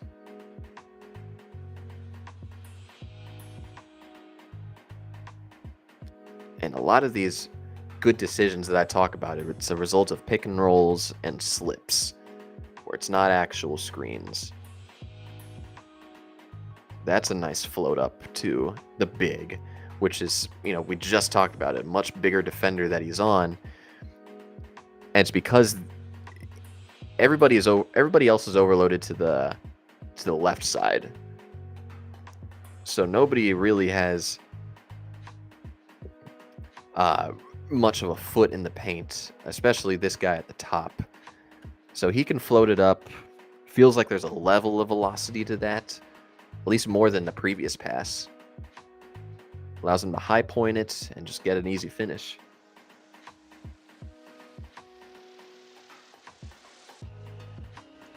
That was a gross looking shot attempt. But again, that's more creation on his end. Come on, where's Wagler? Good rebound. Again, we talk about the offensive rebound. Nice find. Good block by 4. See, another slip. And he's just confident in that one. Nothing too advanced on that regard. Nice hesitation. Again, he's firing these passes, and it feels like they're accurate. Stepping right into it. Now, how many more times do I have to say that he's just bringing over a ton of defenders and having a ton of attention be attracted to him?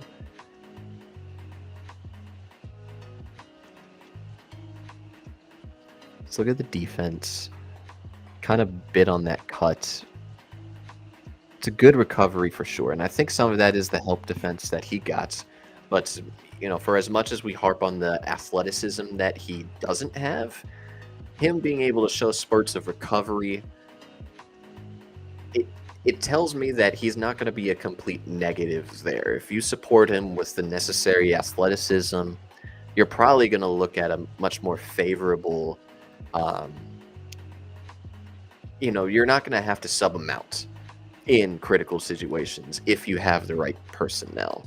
and he has these spurts and these plays of looking much more competent than some of the net zeros that you would see defensively, like how you would with the Lakers backcourt, right? Like how you would with the Hornets backcourt.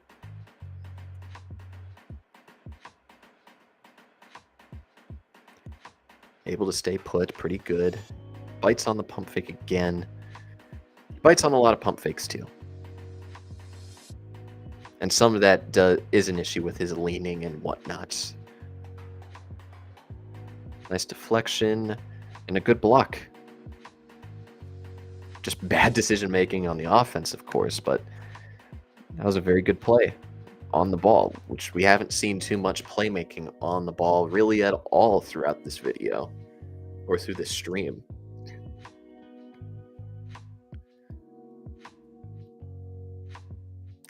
That's probably one of his better recoveries. You wish that he had a little bit more of a hand in there. It's dangerous when you're that close to a jump shooter in the NBA. You understand how much shooters in the league will sell that contact. But I like that recovery.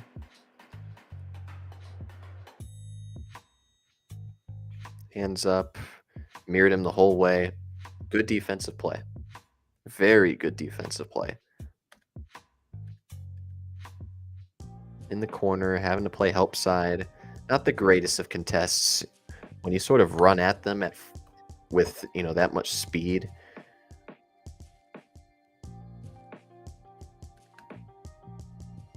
It's nice that he forced him into a reverse layup instead of just something at the rim like that. But it felt too easy from a help side perspective. It's a nice swipe down. This is probably his best defensive playmaking game for sure.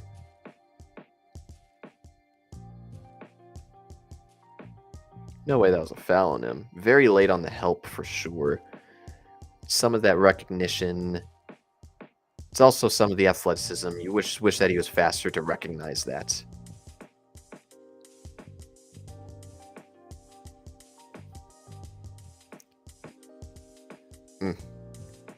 It's a very good recovery. Very good play by Wagler. Because that's a favorite play of a number of NBA teams where, you have a post up, then you have somebody in the post kind of setting the screen a little bit to allow for a pass to the corner. He recognizes that pretty instantly, and ultimately the post player is slower to recognize that, but he evades it pretty well, and he just has good anticipatory hands and getting the steal there. And then he gets the rebound here. Interesting. How about this? What was the date of that game? That was February 15th. Let's watch this last game here against Iowa. Iowa was a team that they also went up against in the tournament, I believe. I believe that was their last game. Their last win, and they won 71-59. Fairly efficient from the field, 25 points, got to the free throw line a number of times. Very good stuff there. But we'll take a look at this game against Iowa to see if there's anything different that's going to change my mind in regards to the finishing. So this will be 6 minutes.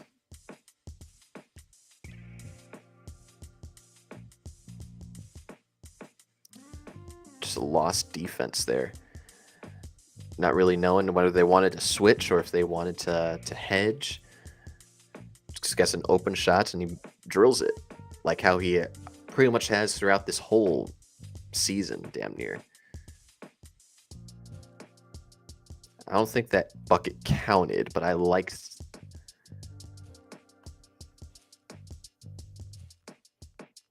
Yeah, the shot doesn't count. The shot doesn't count.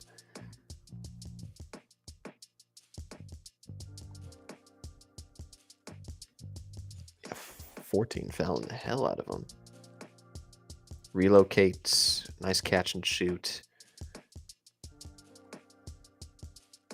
Like, nothing about his form tells me that it's not replicable either. Nice little step through. That's one of his better finishes for sure. Nice step through, being able to softly throw it up there. He's getting a lot of contact here. Relocating again.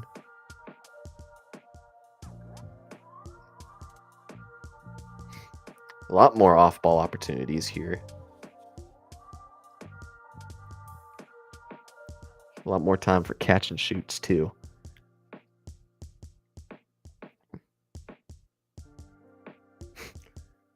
Man, I believe that's Bennett starts his 14. At least I hope. Let's...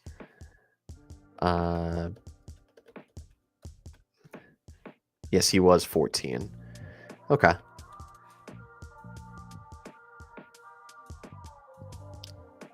Sorry, just trying to get a couple of these things loaded up here. But, yeah, that's 3 on Sturts, and Sturts was one of the main guys on that surprise Iowa team in the tournament. Again, another opportunity where he's just taking advantage of good space that he's getting. It's a tough finish, but that's a good foul to be drawn there too. So he's getting some free throws.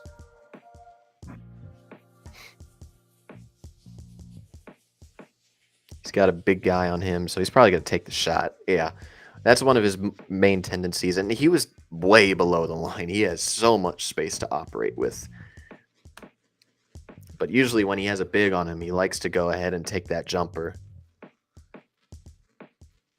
Which is still the case here. That was a good defensive possession there by Iowa, which it's really not that great of a finish. He kind of loses his focus as he's starting to go up. He doesn't even look like he has his eyes on the rim and just kind of throws it up there.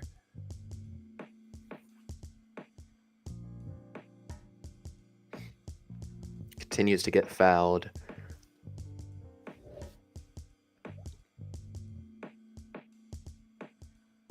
He's probably going to get fouled here again too. So it's probably free throws the rest of the way.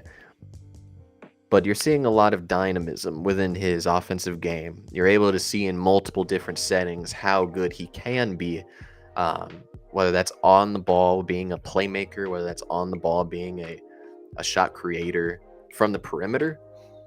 You saw the last game that we watched, where he was being a little bit better of a finisher, a lot more efficient there.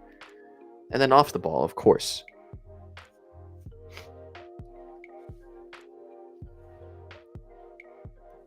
I like the idea. I like the idea of that pass. You just certainly wish that was a little bit more accurate for him to be in the shooting pocket. But you also take a look at the fact that it's Kylan Boswell, who never really has been that efficient of a player. Or at least that efficient of a shooter. On the ball. So he goes into a cross, and I know why he's going into that cross. At least I sure hope so. That's just going to be a kick out right over here. And that's exactly what he did. Another screen and roll. He probably has a good angle to get there too. But that's an easy pick and pop too.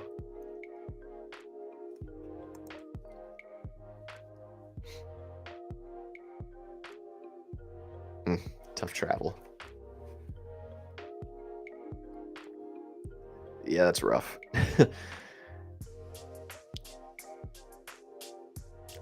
Nice. That's one of the few times that we've seen Wagler go ahead and create an opportunity for a player at the rim. We see a lot of these slips and these pick and pop opportunities, or just firing to the wings. We don't really see a ton of these shots, and I think we know why. Like, it's him not being that big of a threat at the rim that allows for teams to kind of stay off of him if he were to get deeper into the paint. It's a good finish there. Damn, the fact that it almost went in.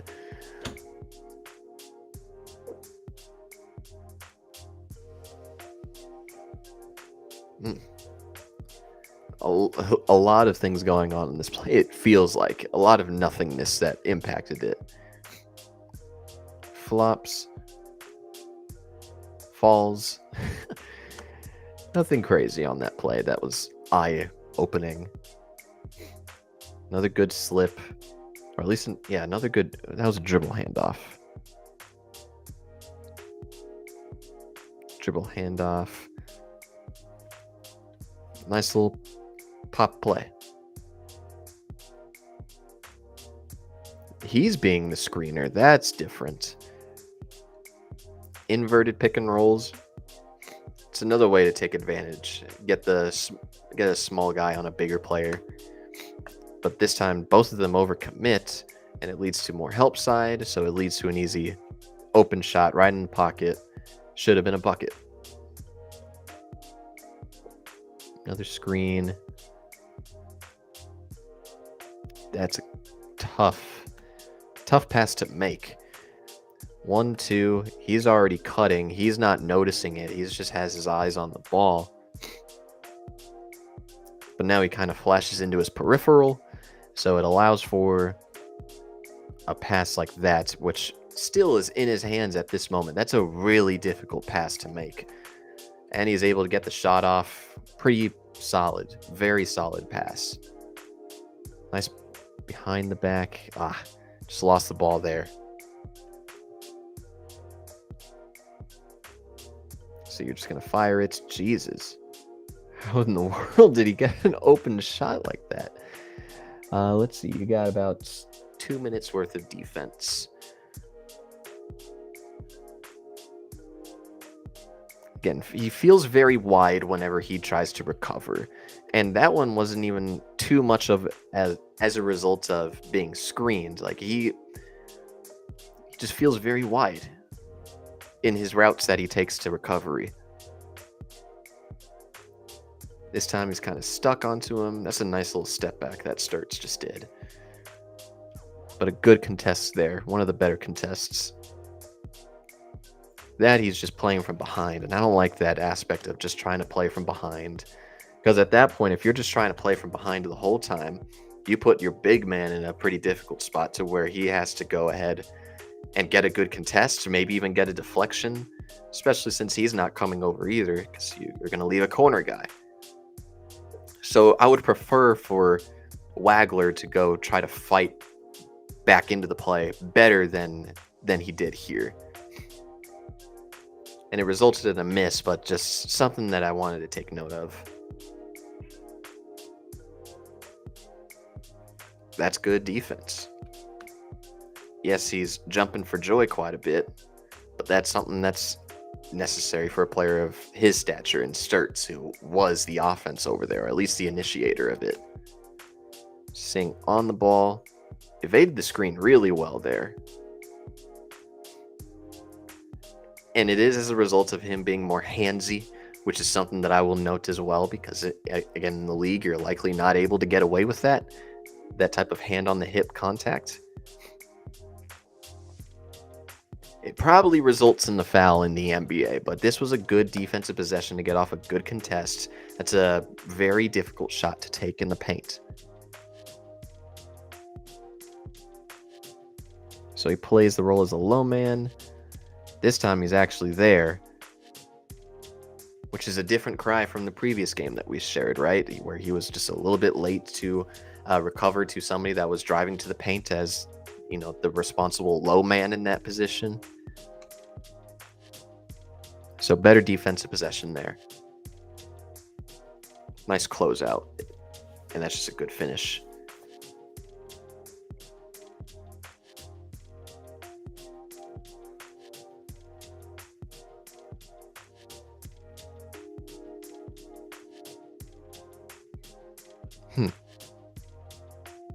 Again, jumping again, leaning again. Take a look at it more. Gets hit, contact, jumps, leans, now has to recover. It's a good recovery by 13, but otherwise I like the last part of the play for him. All of the recovery otherwise, nothing all that great there. That really does show the lack of athleticism that he does have. I would prefer for him to not lean as much as he does, because that far more often than not throughout these games that we've watched has put him and the team in negative defensive positions. Gets bounced off quite a bit. Like, he got all right, maybe he was pushed on that screen. Maybe he was pushed on the screen, but he kind of has to recover again. And that's scary too, because that could definitely be a foul in the NBA as well.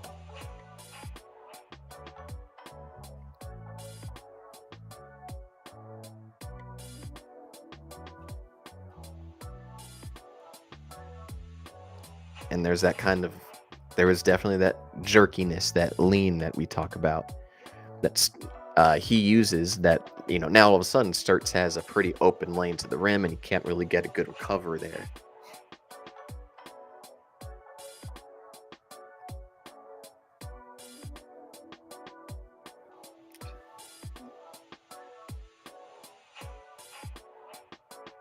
That's fine. Like, I like the switch. That's right of him to switch. The corner man shouldn't have ball watched as much as he did on that possession. Now that puts Wagler in an unfair position to try to recover, and he recovers well. It looks like he's way out of bounds, no? That should have been out. That should have been out of bounds. Gets hit with the basket cuts. That's rough. And the lack of athleticism really showed on that play.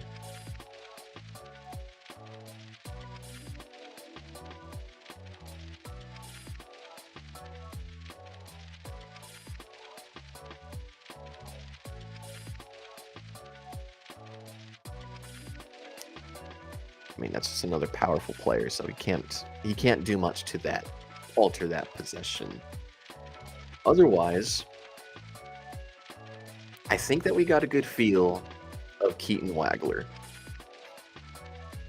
I really do like Wagler.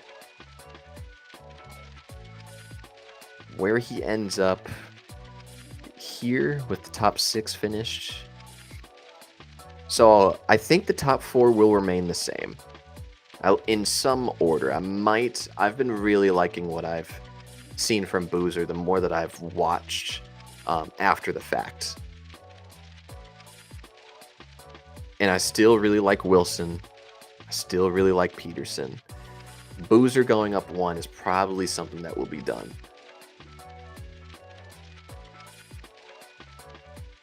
I know that a lot of folks have at least my homie Andrew, we were talking about it a few days ago in regards to he preferred Wagler over Darius Acuff from Arkansas. And I'm not sure if I'm there. I don't think I'm there with him. I do prefer Wagler over Flemings for sure. I will say Wagler is probably a more sure thing as far as you're probably not expecting him to reach potential heights that Acuff can or that the top 4 can. So if you wanted the more sure thing as far as the type of role that you expect Wagler to play on an NBA team, I wouldn't be mad if you had him over Acuff. I think just the way that I've tried to go about my analysis is, these top guys, I expect them to be potential number 1s on championship contenders in the league. Do they all reach that point? No, that's probably not the case with most NBA players. But I want to try to see if I can have a pillar there. Acuff can be a pillar. Wagler can be a pillar not as a number 1. I do think that he's got the good feel. He's got good playmaking instincts. He's got good shooting.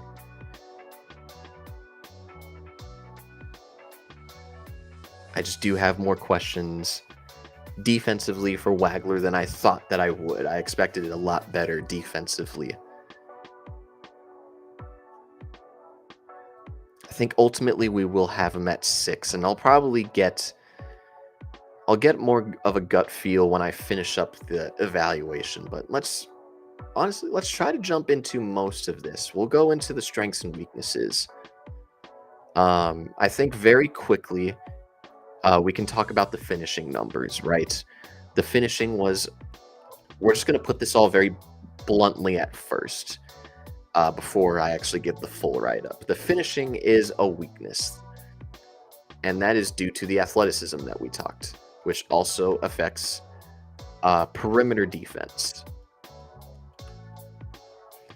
The athleticism not being there is not an end-all be-all for any for NBA players. If you have a good feel and you have a good IQ of the game, and you're able to have some of the other ancillary skills needed to play in the NBA, like how you would need with shooting, like how you would need with finishing, or just being able to knock down just the basic NBA defense principles. You can function without top-tier athleticism like how a DeBonsa does or a Caleb Wilson does. But you're able to see how it affects his finishing, not being able to power through, like how some of these other guards have, like how an Acuff does, right? He's short-arming a lot of his finishes at the basket. And that's an issue. If you're going to be a offensive threat to the extent that you expect a top 5 pick to become, it shouldn't be just shooting. And we'll get to the strength soon. But the athleticism also hinders his perimeter defense for sure. Him being able to take sharper angles as far as recovering to his man, defensively speaking, that's something that I think needs to be emphasized. Him being able to efficiently move around on the court defensively, that's something that I would like for him to work on. But for the time being, his perimeter defense has been, it leaves a lot to be desired, and I think some of that he can't really help due to the lack of athleticism that he does have. And it's small to do it in this way, but defensive rebounding is something that he wasn't, that didn't pop out onto the screen. Not that I'm expecting him to box out all of the time, but I take a look at some of the metrics, right? So you take a look at a very low defensive rebound percentage, ranking in the 40th percentile, but he had a ton of offensive rebounds during his time over at Illinois, which is something that is a legit skill. He crashes the glass really well on the offensive end, but defensively, not that I want to be too crazy technically sound, but I wanted to note that because it's an interesting thing to see him be that much better offensive rebounding speaking than defensively. But let's get into it. Off-ball shooting. Knockdown, catch, and shoot guy. Somebody that you can tell knows the difference between... I wouldn't even say knows the difference. I would say he knows very well how to make himself available for open shots, which, it's spatial awareness.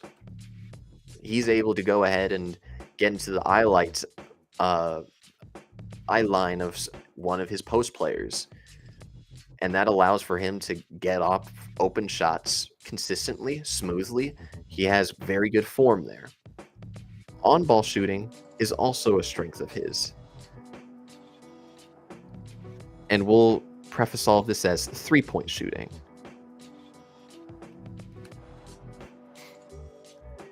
Him being somebody that had the ball in his hands quite a bit. Yes, the usage percentage was low, which matches, as far as the efficiency goes, on offense. We'll say efficiency on offense.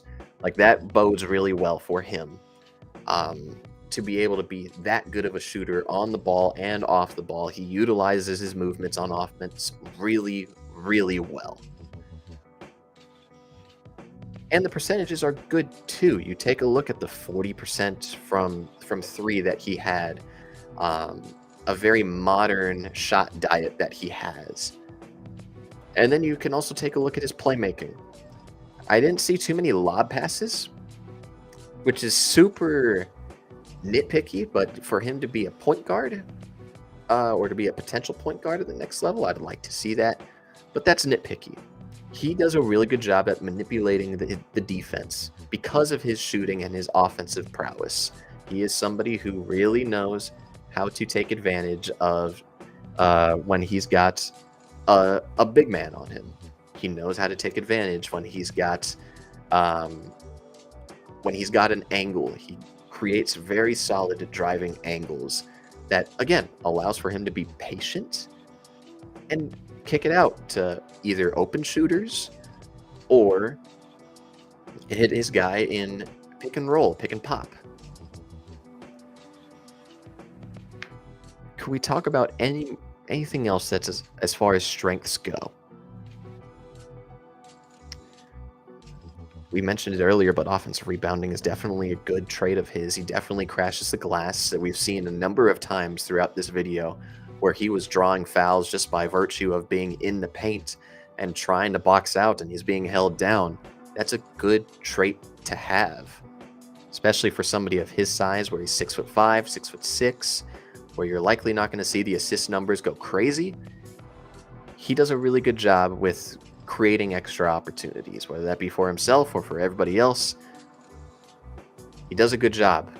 Advantage creation, which, we'll put as a different thing on here, because playmaking, that's being able to go ahead and get good assists, but the advantage creation, drawing two defenders to him consistently and being able to kick it out to the open guys and being able to move the defense is such a legit skill for him to have. And I think that will be it as far as the strengths and weaknesses go. We'll dive much deeper into this at the end of this profile pretty soon here. I'm going to finish writing up on him tonight. We are now about 20-ish minutes away from Game 7. I'm so stoked for Spurs Thunder. That's going to be a really good game.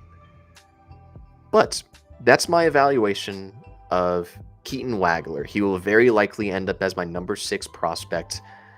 These are going to be his strengths and weaknesses, at least just rawly speaking. A lot of Austin Reeves I saw in his game, and AJ Mitchell popped on the screen as well, as far as the off-ball ability that AJ has. I see the shades of that too. For Caesar, for Griffin, for you Clipper fans, this should be the player that you want. As much as I really like Darius Acuff and the ceiling that he has, the Clippers need a 2-guard that can be a legitimate shooting threat, because ultimately Bogdanovich isn't that. Benedict Mathurin has been very, very inconsistent in that, and ultimately that's not his best offensive skill. He's the one that gets to the rim more.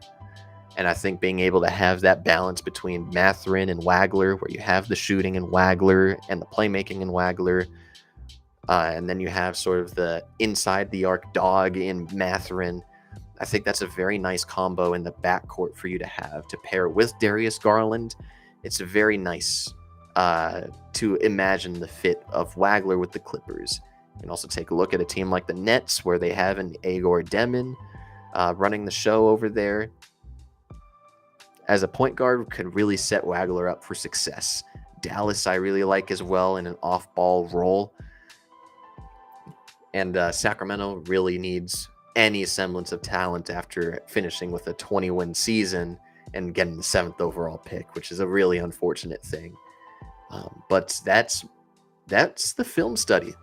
We watched through 5 games of Keaton Wagler, and it's been an awesome stream and an awesome experiment for me to do. Let me know.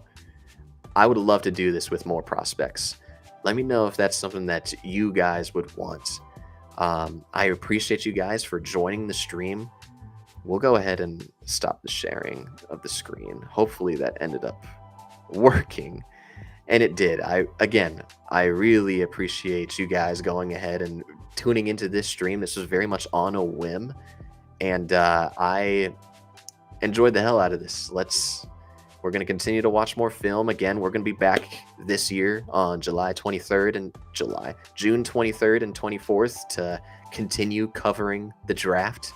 And we'll also be ending it off with a trip to Vegas in July, where we'll be going ahead and watching Summer League and giving my thoughts on all the prospects early on with their new respective teams. I appreciate you guys for watching. Please share around, subscribe to Three-Peat Sports, wherever you listen to your podcast to. Again, you can see the ticker. Follow me on Twitter. Ian B. Monhe is my main Twitter, where I'll be talking a lot more about the draft as the weeks and the days get closer. I appreciate you guys. Y'all have a great rest of your day, and I look forward to talking